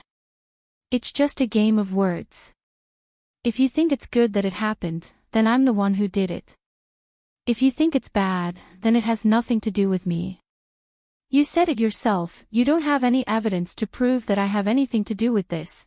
Fang Yan isn't trying to hide anything, I just don't want to bring trouble to myself because of this. Of course, if he can gain some benefits or take advantage of something, he can be thick-skinned and admit it for now. Fang Yan, Li Xinyan stared coldly at Fang Yan and said, Is this your attitude? This isn't my attitude, this is the attitude I'm showing to cater to your attitude, Fang Yan said with a smile. You're worried that I'll take revenge on you? Li Xinyan asked Fang Yan. Do you think I'll hate or blame the culprit who released this video just to protect the Qin family's reputation? I did have that worry before. After all, after the video was released, the Qin family was pushed to the teeth of the storm, ridiculed and belittled. The Qin family's reputation was ruined, and they probably won't be able to raise their heads in public for a while. Moreover, the Qin family originally had more choices. However, after this incident, the number of choices available to them has become very limited, Fang Yan said with a smile. That's right. But now I know Teacher Li's stance on this matter, and I also know that Teacher Li has always cared for me, the Qin family cutting off all ties with the Jiang family, and starting a fierce battle in some areas where the Jiang family has an advantage. This is a great thing for me, and also the greatest support for me. When the Qin family and the Jiang family are in a chaotic battle, the pressure on watching has decreased a lot. This isn't caring for you, but the Qin family has its own dignity and reputation to protect. Li Xinyan expressionlessly looked at Fang Yan and corrected his self-perception. I'm really angry that you suddenly released that video. The elders of the Qin family are also angry, but as I said, from your perspective, you have 100 reasons to do so. Yes, Fang Yan nodded. I have other methods as well. For example, after getting the video, I would find a suitable opportunity to send it to Qin Chang. As long as Qin Chang knew about this, the wedding between the Qin family and Li Junling would be ruined. The Qin family and the Jiang family would become mortal enemies. However, I was worried that Qin Chang's influence was still too small. I was worried that someone in the Qin family would want to suppress this matter. If that's the case, Li Junling won't be able to display her greatest value. So you pushed it to the public. I can only do this. Fang Yan looked at Li Xinyan sincerely. You also know that my current situation isn't too good. The Jiang family is closing in on us step by step, and we don't have much power to fight back. Li Junling is a chess piece that I have my eyes on since a long time ago. Regardless of whether she is related to the Qin family or not, things will come to this, unless she doesn't leave any evidence behind. Everyone lives a difficult life, Li Xinyan said with a sigh. Yes. Everyone's life is not easy. I was forced to this point by the Jiang family, so if I can find a chance to fight back or win, I will always want to try. At that time, morality and conscience will temporarily retreat, and I will first ensure that I and my friends can live well. Li Xinyan nodded, then looked at Fang Yan and asked, Li Junling was killed. On the way out of the Qin family, she got into a car accident. I know, Fang Yan said. What do you think of this? I expected General Xing to play this hand, Fang Yan said coldly. He hated people who disregarded life. Those people had no compassion or virtue. They weren't worthy of being human. He saw that he was about to lose his hand, but he couldn't save the situation, so he simply flipped the table. This way, no one would be able to see the end. General Xing and Li Junling were having an affair. He couldn't clean up this matter. Whether it was giving up on Li Junling or accepting her, it was an incredibly difficult matter for him. If he gave up on Li Junling, his reputation would fall to the ground. He would be criticized and attacked by countless people, and it would be difficult for him to gain the trust of others in the future. Even the family would lose their expectations of him. Accepting Li Junling was the same as stabbing a thorn in the Qin family's eye. Every time the Qin family saw Li Junling and General Xing together, they would feel angry. General Xing isn't an idiot. Regardless of whether he can take over the Jiang family in the future, he can't create such a strong opponent for himself. He can't keep a target by his side at all times. When the Qin family's hostility reaches a peak, no one can predict what they will do. General Xing doesn't dare risk his life. Besides, Li Junling was previously the fiancé of the Qin family. If General Xing wants to marry Li Junling, he probably won't be able to get past the Jiang family, right? Jiang Shifu is an old man who cares about his face. Would he let his grandson, the man who might be the future leader of the Jiang family, marry a woman who had an affair before?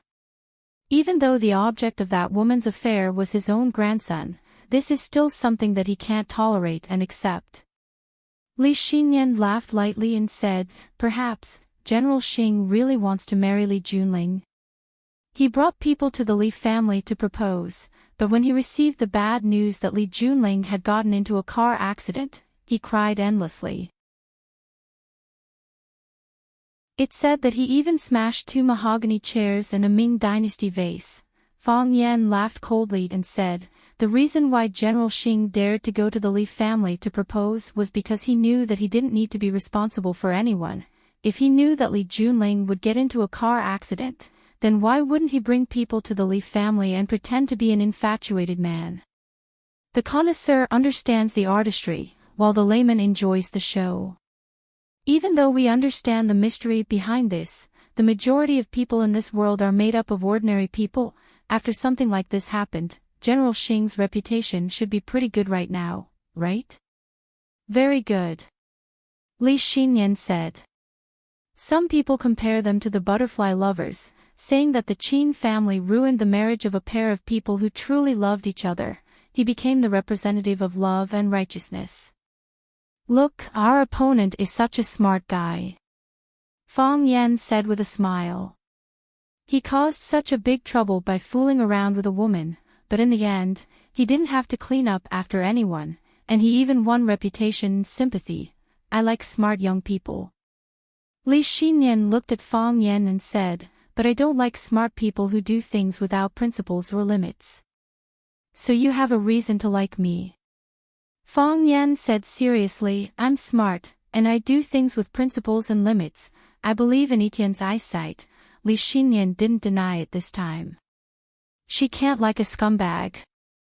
At this time of the year, people in Beijing already needed to wear windbreakers or thicker cotton-padded jackets to keep out the cold, but Huaqing was still in the midst of autumn.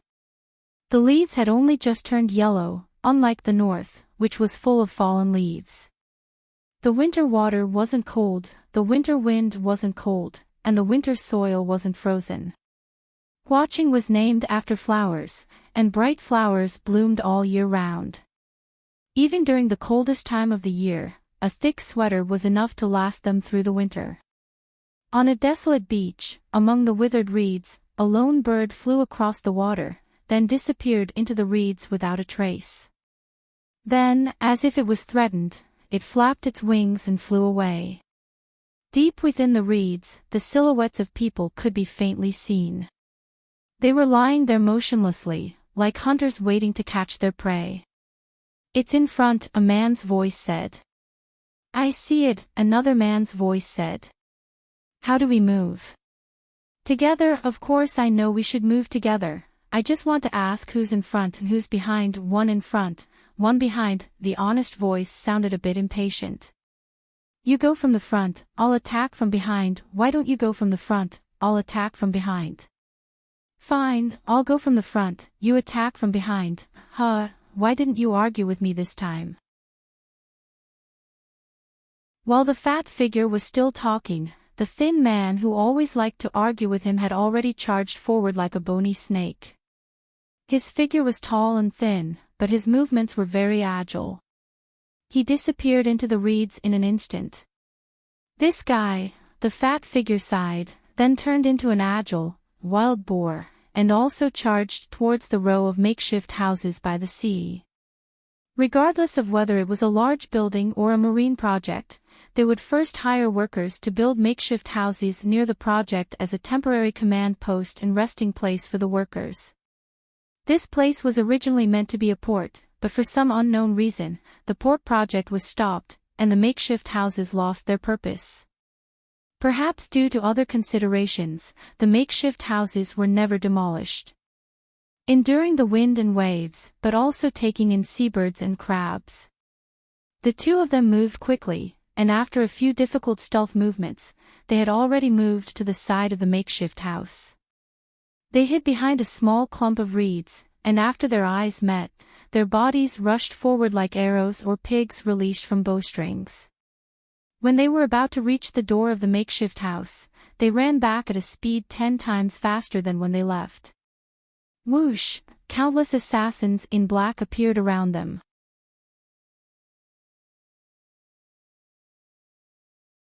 Chapter 8:16. The men in black were like a group of well-trained ghosts. They quietly crawled out from the roof of the prefab house and the reeds. They formed a fan-shaped encirclement. Other than the path they came from, the other 3 paths were all blocked by them. They gave you 2 choices, run or die. Of course, this was under the condition that you could escape. If you couldn't, you would die. According to Fong Yingying and Fong Haohen's style, they would fight if they could win, and run if they couldn't. When Fong Yingxiong was about to run back into the reeds with his butt in the air, he noticed something unusual around him. Fong Haohen did not follow. Instead, he stopped at the edge of the reeds.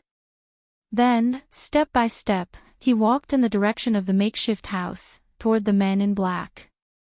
Fong Yingying panicked. He turned around and shouted at Fong Haohen, "Fong Haohen, are you crazy? Run!" Fong Haohen didn't respond and continued to walk toward the men in black. Fong Yingying turned around and dragged Fong Haohen's body. He shouted, "Hero, go, go, we are surrounded. Have you forgotten what Junior Marshal Uncle taught us? Safety first. You go, I won't go."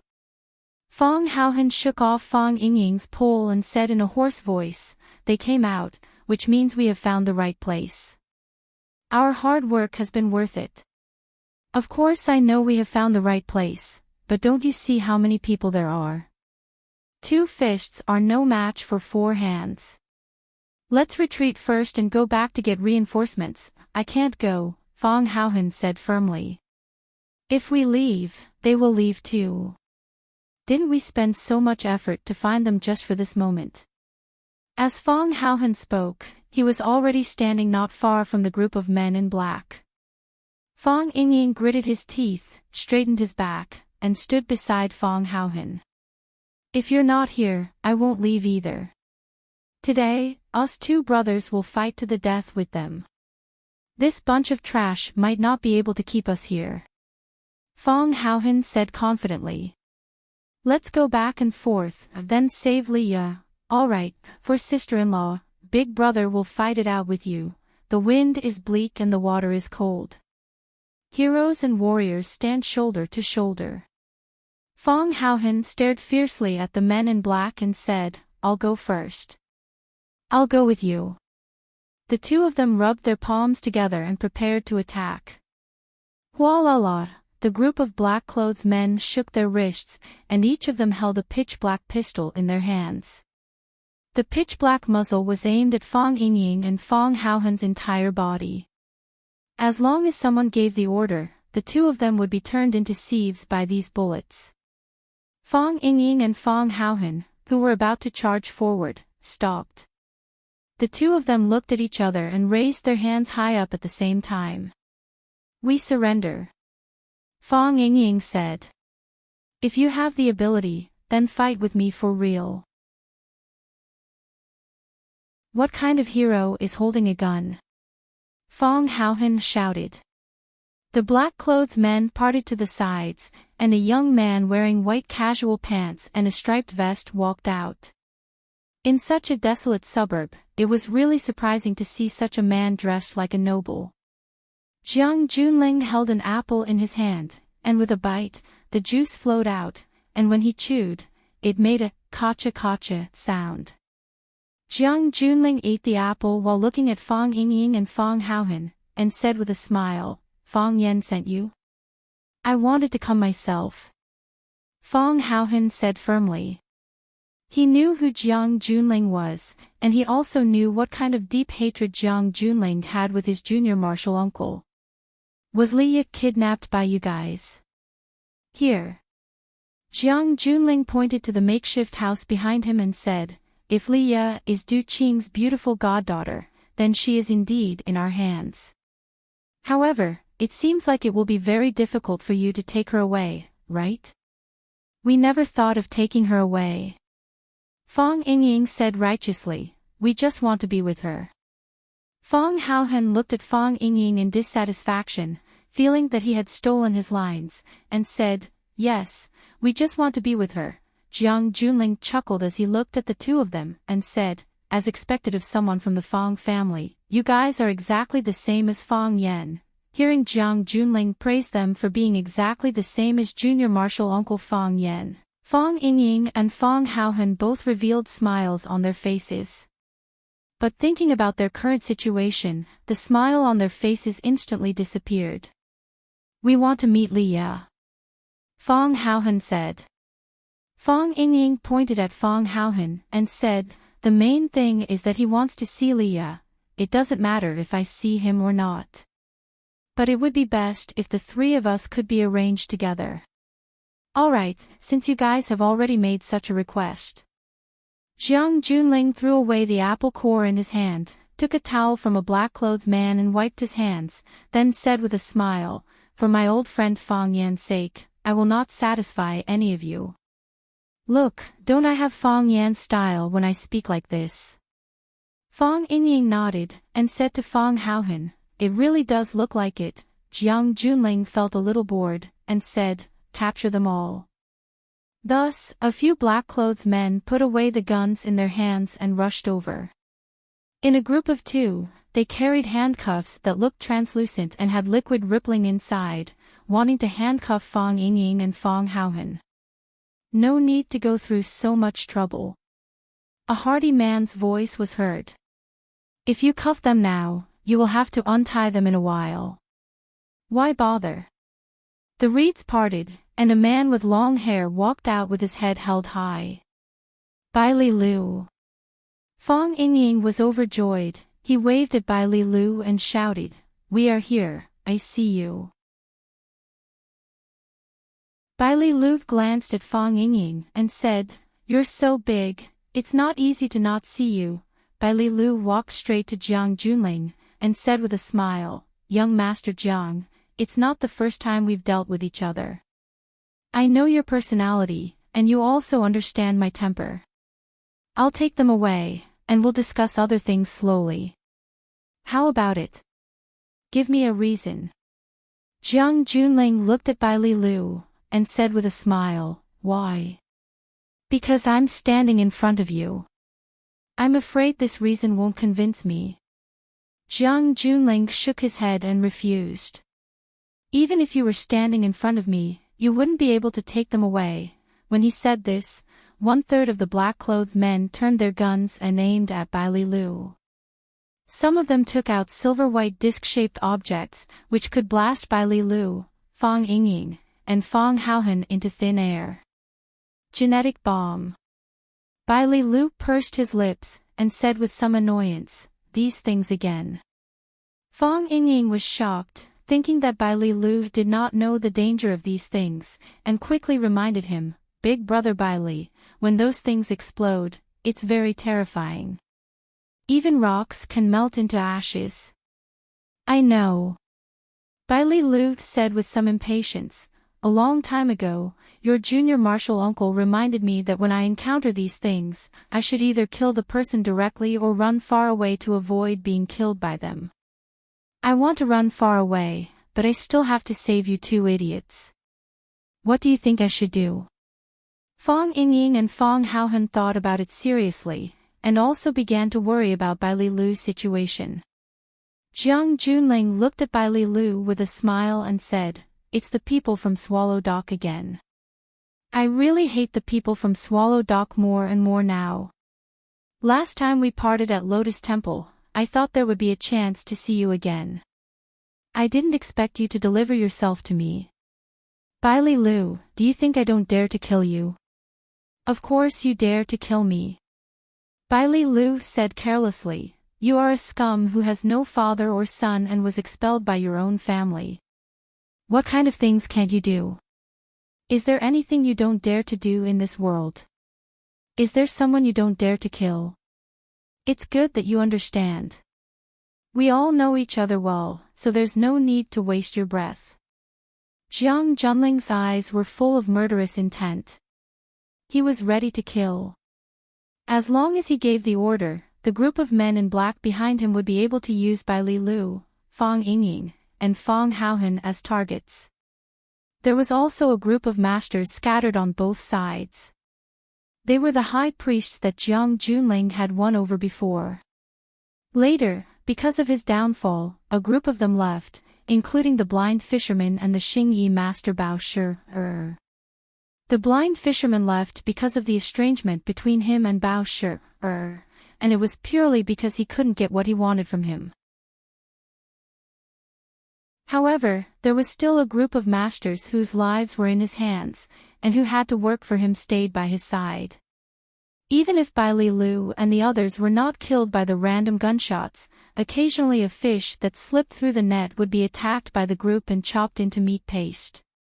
After Jiang Junling left the Jiang family, he became a lonely ghost wandering in the wilderness.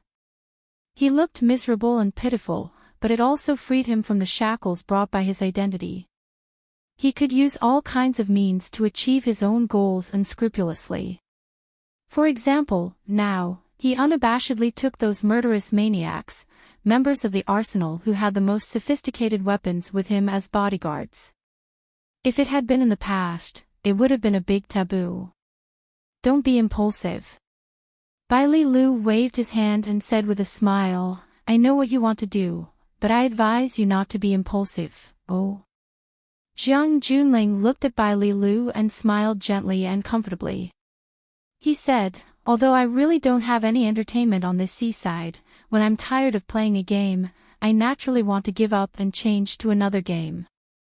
If you don't have any more fun games, then I can only say goodbye forever." "There really is." Bai Li Lu said with a serious face, "I know you like playing games. Today, I'll play with you to the fullest." He clapped his hands, and there was a slight whistling sound. That sound was very strange, like a buzzing sound in the air. It was not very clear, but everyone present could hear it. When this sound rang out, a scene that made people's scalps tingle appeared.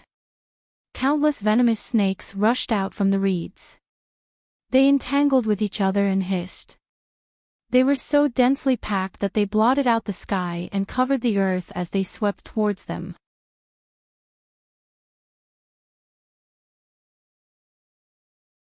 Chapter 8:17. This was a snake disaster. It was the first time many of them had seen so many snakes and so many different kinds of poisonous snakes gathered together. Their bodies were entangled together, swaying and twisting left and right. Their heads were raised high, and their triangular eyes flashed with a murderous glint. They opened their mouths and spat out their long or short venomous tongues. When they slid, their abdomens rubbed against the grass, making a hissing sound. Countless venomous snakes swarmed in from all directions, treating everyone in the encirclement as their sumptuous meal. A man wearing a gray cloak appeared. His head was covered with a wide black hat. His face could not be seen clearly, but his gloomy and sinister aura could be felt. He was holding a flute-like instrument in his hands, and the buzzing sound came from that instrument. Whoosh! Someone among the black-clothed men took out a silver disc and threw out a few of these weapons. No matter how many poisonous snakes there were, they would be corroded into air. Look, I have helpers too. Bailey Lu looked at Jiang Junling and said, and I have the advantage in numbers. Jiang Junling smiled and looked at Bailey Lu. He pointed at the poisonous snakes and said, do you think that these few poisonous snakes can threaten me? If I just throw a few cockroach number 5, I'm afraid more than half of these poisonous snakes will die, right? Even if there are a few that escaped, I'm afraid they won't have the guts to act violently. Jiang Junling shook his head and said, if it's just this kind of game, then it's really regrettable. It's too easy to clear the game. Instead, it makes people lose interest in playing. What if I tell you that many of the poisonous snakes in the snake formation have miniature bombs installed on them? Bailey Lu laughed and said, although the power of those miniature bombs is not as powerful as your cockroach number 5, if they explode together with the cockroach number 5, the scene will be spectacular, right? Bailey Lu pointed at Jiang Junling and said, you, everyone around you, and me, I'm afraid that no one here will survive. Jiang Junling still had a mocking smile on his face and said, do you think I will believe that? If I were you, I wouldn't believe it either, Bailey Lu said. But I don't want to prove anything to you. What should I do? Aren't you afraid of death? It's not that I'm bragging, but our Bailey family doesn't have long lives. The more talented they are, the shorter their lifespans. This is because there's no way to cross the threshold of the heavenly Tao realm. Most of them go mad before they die. My talent is the highest in the Bailey family over the centuries. I believe that if I don't step into the heavenly Tao realm, I'll die soon. Before I die, I'll do something good for my friend and perish together with the opponent he hates the most. I believe he'll be grateful to me for life, right? Jiang Junling's face turned gloomy as he said, this kind of negotiation method is really original. I really don't know how to refute you. But, if I let him go just because of your threat, won't it be a joke if it gets out? This is the problem you need to consider. Others can't help you. Bai Lilu crossed his arms in front of his chest, looking like he was not anxious at all. But you look like you're in a dilemma. Let me tell you that there is a bomb in the snake formation. Although you are suspicious, you will not dare to play with your life. Although you don't want to admit it, in your heart, you must think that you're superior to us. If the person standing in front of you was Fang Yan, and you were asked to perish together with him, you might think that this matter can be considered. But the person standing in front of you is me, Fang Yan's two good-for-nothing martial nephews. Fang Yingying and Fang Haohan looked at each other, thinking, how are we good for nothing? We're already very promising, all right. You feel that it's unfair in your heart, right? You feel that dying in such a way is too unfair for you. But you also know that the longer this matter drags on, the more advantageous it is for us. If you can't get rid of us in the shortest time possible, then more people will come to help. You're no longer young Master Jiang, but a wandering ghost that was chased out of the Jiang family. But don't forget, this is Flower City, there are countless of Du Qing's brothers and good friends here. You kidnapped Du Qing's goddaughter, wouldn't he fight you to the death? Looks like I can only surrender and accept your conditions, Jiang Junling said with a smile. We can also fight to the death and perish together. Jiang Junling looked at the Snake Lord, who was playing the instrument to control the snakes, and said sarcastically, your master died in the hands of Fang Yen. I didn't expect that you would eventually become a lackey under Fang Yen. If the previous Snake Lord knew that his disciple was so spineless, he would have regretted passing the position of Snake Lord to you. The Snake Lord stopped playing, and the venomous snakes began to gather around him. These pointy monsters and the group of black-clothed men with sharp weapons in their hands formed a standoff. The Snake Lord looked at Jiang Junling and said, my current name is Fang Shida. I am a member of the Fang clan. Oh. Fang Shida. A good name. The sarcasm on the Snake Lord's face became even stronger. You're wrong. The Snake Lord looked at Jiang Junling and said. Even if my master was still alive and knew that I was working for Fang Yen, he wouldn't be disappointed in me. You don't understand snakes, and you don't understand the lineage of the Snake Lord. Although we are the Snake Lords, in the eyes of humans, aren't we still beasts that can't be shown in public? You, and the people around you, when did they ever see us as humans? Including my master, when he was working for you, didn't you also see him as a killing weapon, a beast that you ordered around? I'm different. I can sense Fang Yan's kindness, and I know that he is sincerely thinking for my sake. He returned me the snake long ago, and as long as I am willing, I can leave or rebel at any time. But it is also because of this that I know that he sees me as a friend, as a brother. I have freedom, I have dignity, and I can also feel warmth from humans. I already have much more than my master, so how could he regret passing the position of Snake Lord to me just because I'm living so well? Didn't we pass down the torch so that one day, the Snake Lord lineage can be upright and honorable people? The Snake Lord still spoke with a thick Xiangxi accent, and because he didn't usually speak much, his ability to express himself was a bit shaky. However, because every word he said came from the bottom of his heart, it made others feel that he was very sincere and that every word he said was from the bottom of his heart. He was very satisfied with his current state, and he was very grateful for everything he had right now. Clap, clap, clap, Jiang Junling applauded again and again, then looked at the Snake Lord and said, then I really have to congratulate you. Let him go, the Snake Lord said coldly.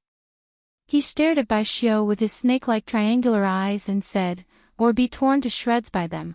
After hearing what you said just now, I feel that you and Fang Yen are really a pair of brothers who have gone through life and death with each other. I'm so envious.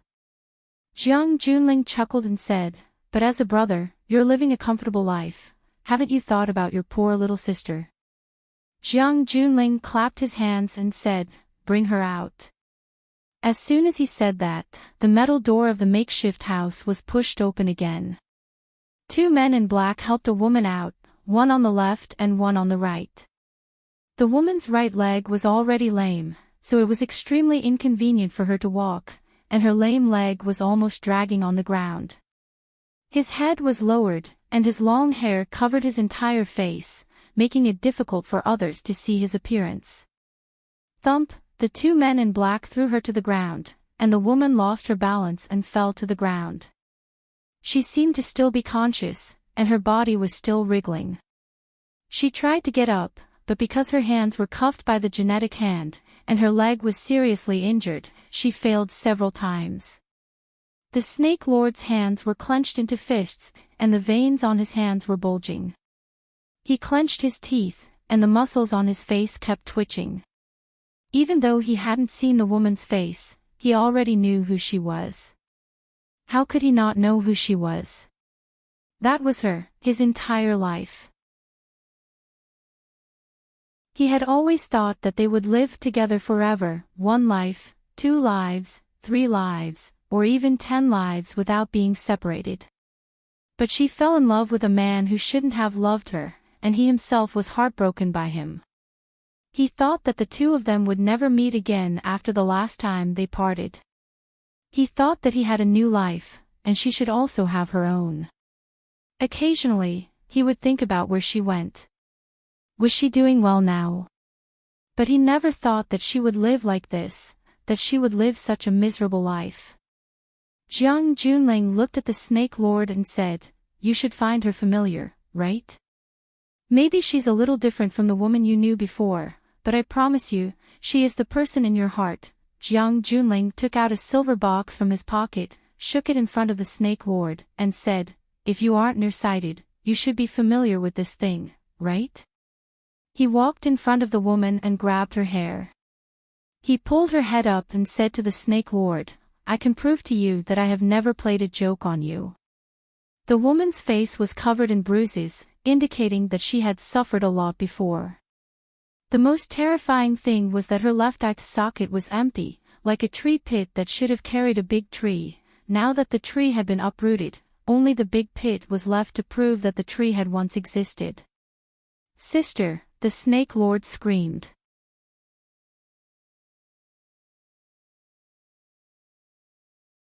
Chapter 8:18. Before Bailey Lu came to watching, Fong Yen gave him 3 words: "Be careful. Be careful. Be careful."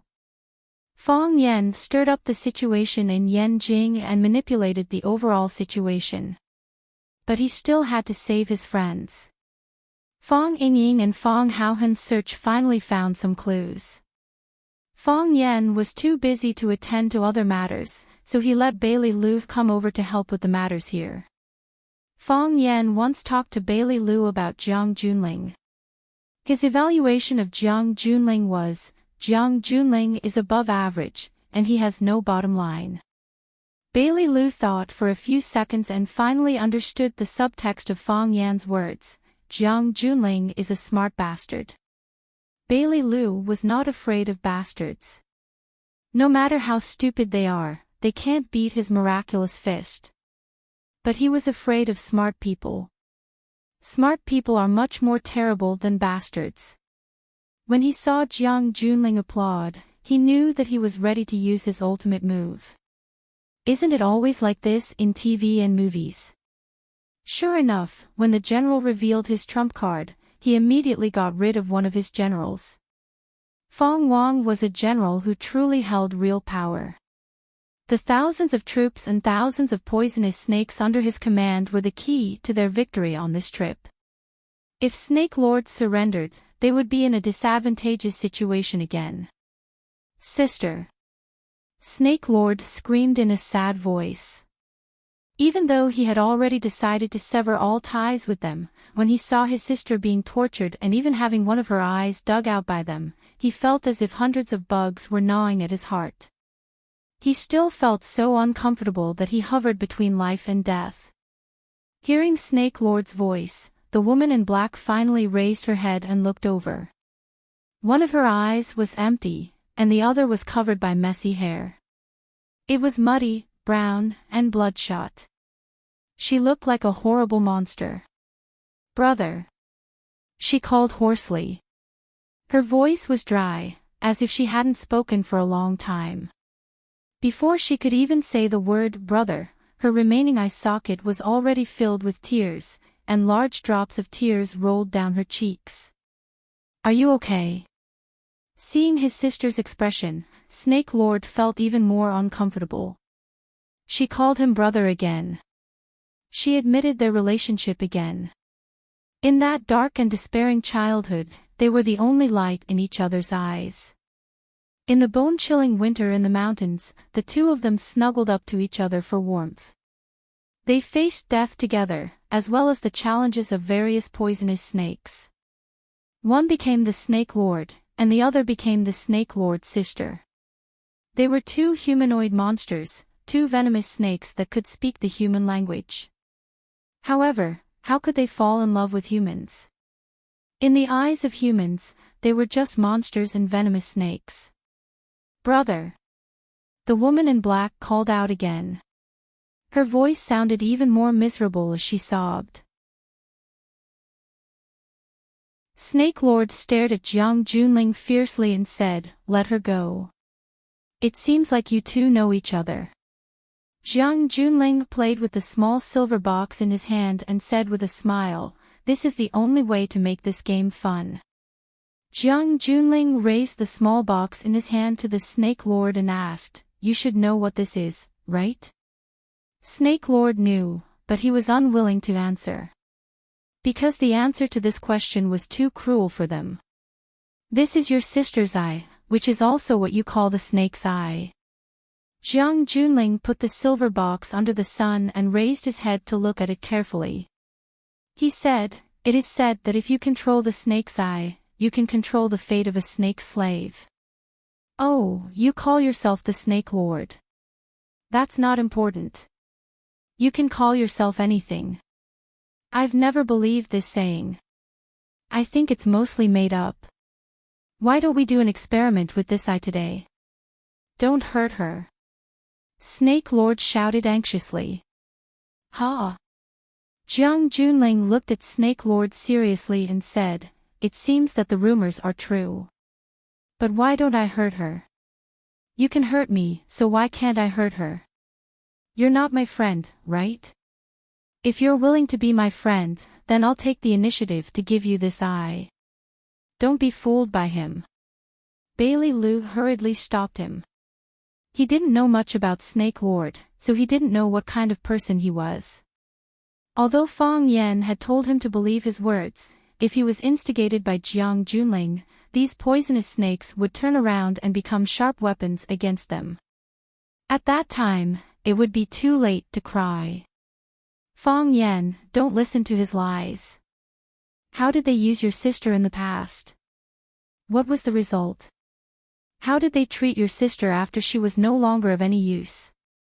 If you stand on his side today, you'll soon end up like your sister.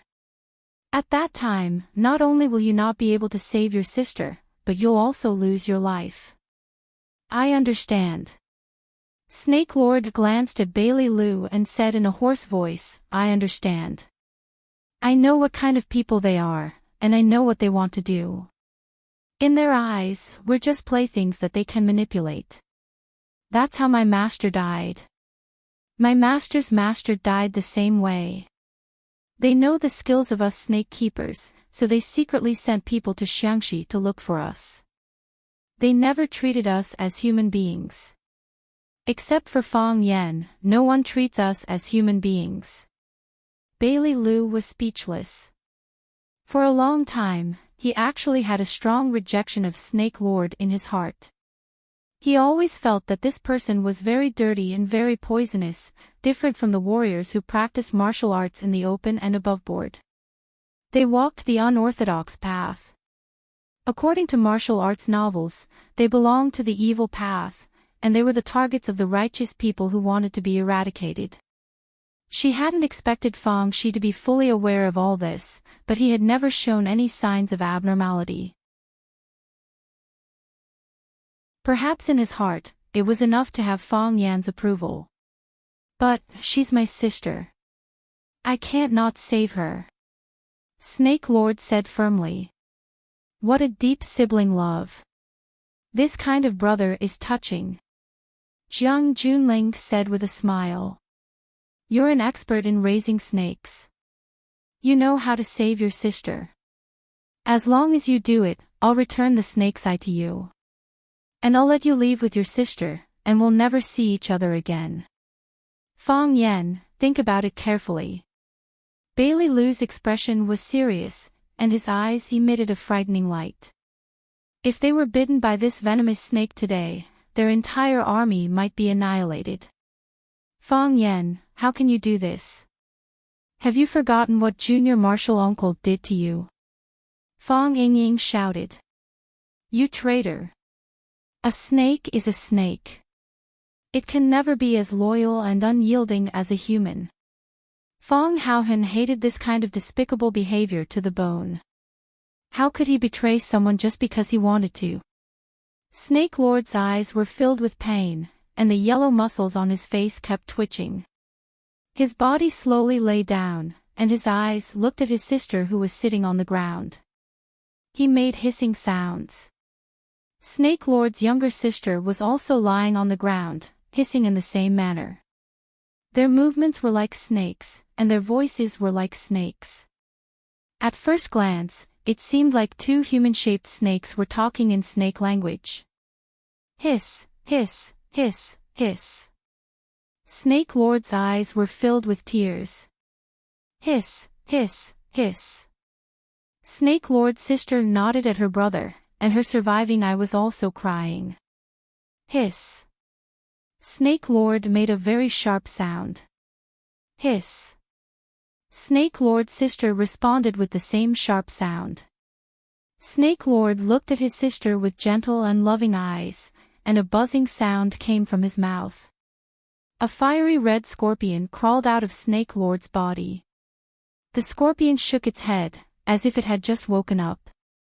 Snake Lord's sister smiled happily, as if the fiery red scorpion was a good friend she hadn't seen for many years. She stretched out her hand to the scorpion. The scorpion looked at Snake Lord, and quickly crawled towards Snake Lord's sister. Then, it jumped and stood on the palm of Snake Lord's sister. Hiss, hiss, hiss. Snake Lord's sister said something to the scorpion.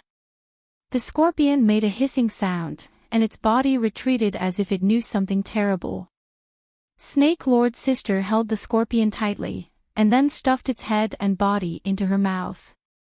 Hiss, hiss, hiss, the scorpion's tail swung desperately, and it used its poisonous stinger to slap Snake Lord's sister's face and other parts of her body. Snake Lord's sister looked at Snake Lord, and her face was filled with joy and reluctance to part forever.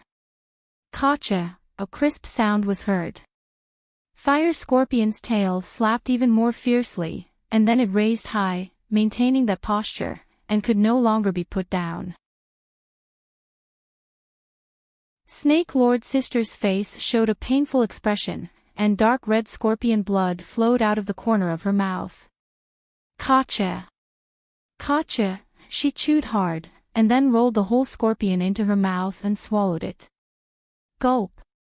Her throat squirmed, and then her body swelled up like an inflated balloon. Paw paw paw. Her body made a sound like popping beans, and the blood in her body seemed to be boiling. Blood flowed out of her 7 orifices, and the blood that flowed out was steaming and bubbling. Brother! Snake Lord's sister's body softly collapsed to the ground, and her weak eyes were still tightly grasping her brother. She hated this world, but she liked her brother. She thought that she had lost him forever, but she didn't expect to see him again before she died. This was really the happiest thing in her life. I saw Master.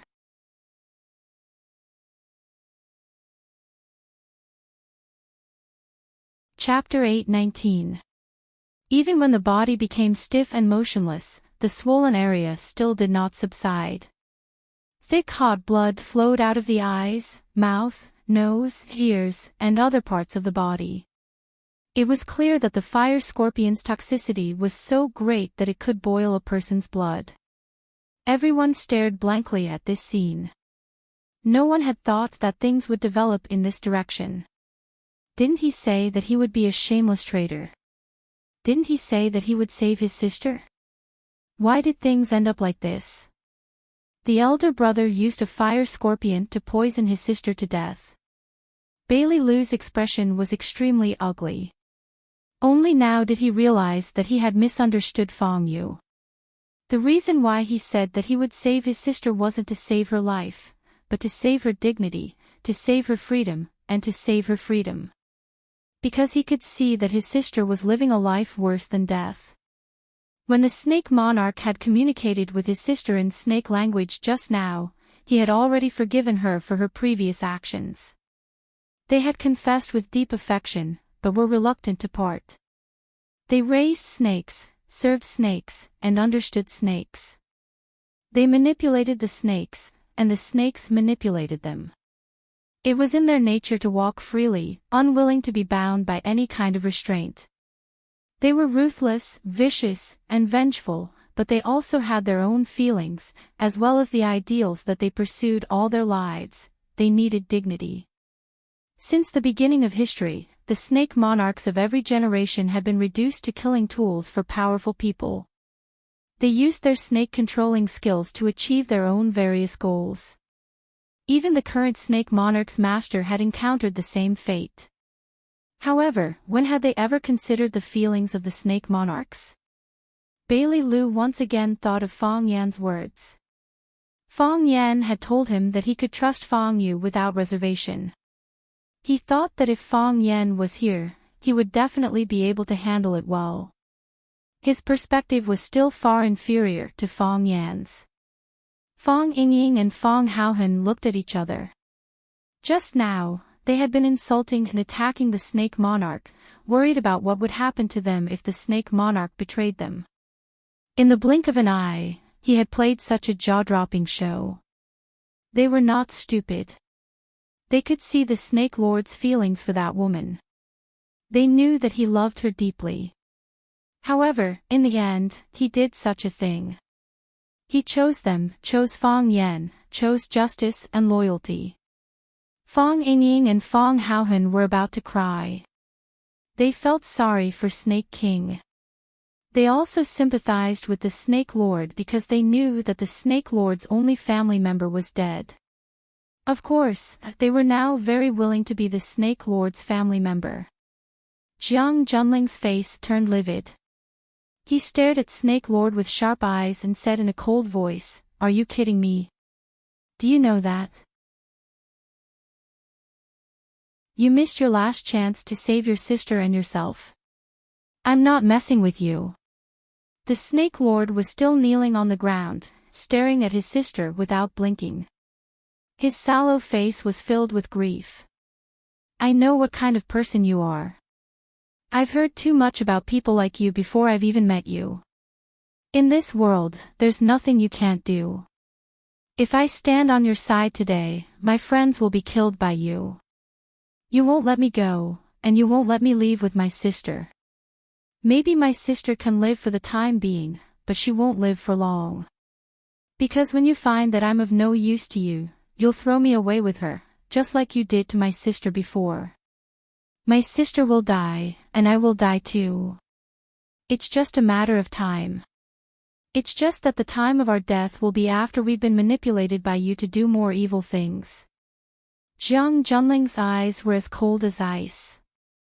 He stared at Snake Lord's body as if he wanted to pierce countless holes in it. "So, you didn't hesitate to kill your sister with your own hands?" "No, I didn't want to kill her. She wanted to die." Snake Lord finally raised his head, looked at Jiang Junling, and said, "She was full of hope for life and yearned for the outside world. The last time we met, she fought with me for a man. She said that she wanted to stay outside. She didn't want to go back to the gloomy and uninhabited mountain village. But she regretted it. Just now, she told me that she regretted coming out. She hoped that she could stay in the deep forest for the rest of her life. She didn't have to face anyone, nor did she have to hide from anyone. She didn't have to always feel that she was inferior to others. She didn't have to accept people looking at her as if she were an animal. She was more willing to be with those poisonous snakes and beasts, because she said that they were 100 times, 1,000 times kinder than humans. Snake Lord got up from the ground and patted the dust off his gray robe. He looked at Jiang Junling and said, "Now, let's put an end to it." "Put an end to it?" Jiang Junling sneered. "What right do you have to put an end to it? What right do you have to say that to me? Who do you think you are? You are nothing but an ugly stinking bug. Snake Lord. That's the biggest joke in the world. Do you think that you sacrificed yourself for Fong Yan? Do you think that if you choose to stand on their side, they will be grateful to you and see you as one of them? Dream on." Jiang Junling pointed to the Snake Lord's sister on the ground and said, "You just poisoned your own sister for them. You made a huge sacrifice for them, but do you think they will avenge you?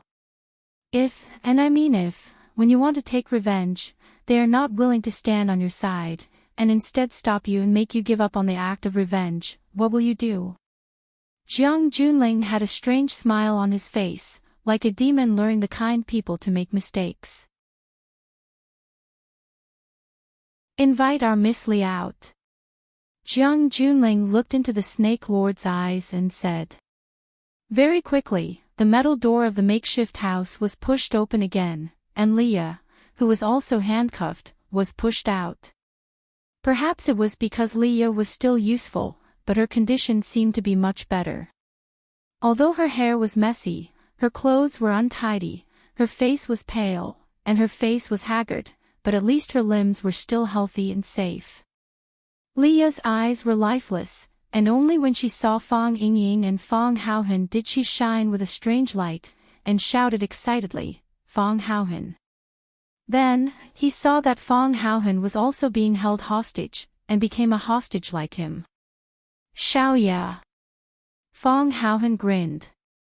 As long as he saw Leah, he would be extremely happy. Of course, this was a common problem for men. Seeing a beauty made them extremely happy. Why are you here? Leah asked. I'm here to save you. Fong Haohan said. Me too. Fong Yingying added.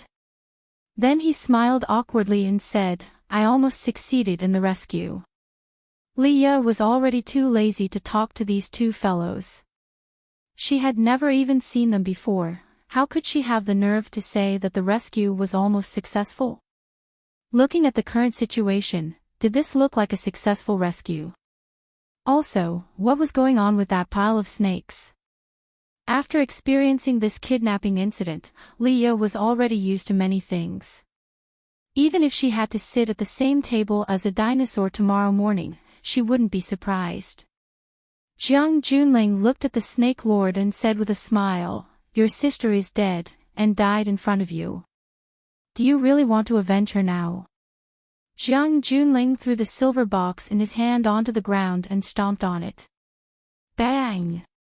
Countless cracks appeared on the silver box, and dark brown blood flowed out. Jiang Junling looked straight into the Snake Lord's murderous eyes and said, Come on, kill me. You deserve to die. The Snake Lord gritted his teeth and shouted. His clenched fists made cracking sounds, and he looked at the general's token with eyes that were about to bleed. The Snake Lord once again put the strange instrument to his mouth and blew it, making a whooshing sound. This time, the tone was much more intense than before, and the poisonous snakes that were controlled by the music became even more restless. They hissed and slithered towards Jiang Junling's direction. Jiang Junling grabbed Leah's hair and used her body to block in front of him. Jiang Junling looked at the Snake Lord coldly and said, Come, as long as you dare to let those poisonous snakes near, I will blow them into pieces. No. Fong Haohan said anxiously. I'm willing, big brother, please don't hurt Xiaoya.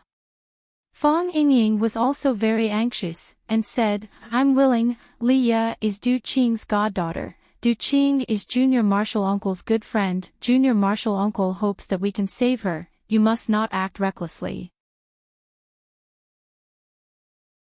Bailey Lu's mouth opened, but he couldn't say anything. He had already misunderstood the Snake Lord once, and in the end, the Snake Lord had poisoned his own sister to death in order to protect them. Now that the Snake Lord wanted to avenge his sister, could he stop him? However, if he didn't stop him, would he really let the Snake Lord control these poisonous snakes to attack Jiang Junling? And then watch helplessly as the general order blasted Leah into minced meat? If that was the case, how would he explain it to Fong Yen? How would Fong Yen explain it to Du Qing? Bailey Lu had heard from Fong Yen that Du Qing had voluntarily surrendered himself to the police for his goddaughter, but in order to protect Fong Yen and the others, he had gritted his teeth and refused to let go. He had suffered a lot in prison, and even his life was in danger. Come on. Jiang Junling roared at the Snake Lord. Come on, come and kill me. Didn't you want to avenge your sister? Why don't you do it? Just like how you just poisoned your own sister. Come on, do it. You're tuning into the LoveLore Library YouTube channel. We're so grateful for your support, and don't forget to subscribe to join us on this incredible journey through captivating stories. Your generosity through donations truly makes a world of difference, as it's the primary source of revenue that allows me to expand and enhance this channel for you. Thank you from the bottom of my heart for being a part of this adventure.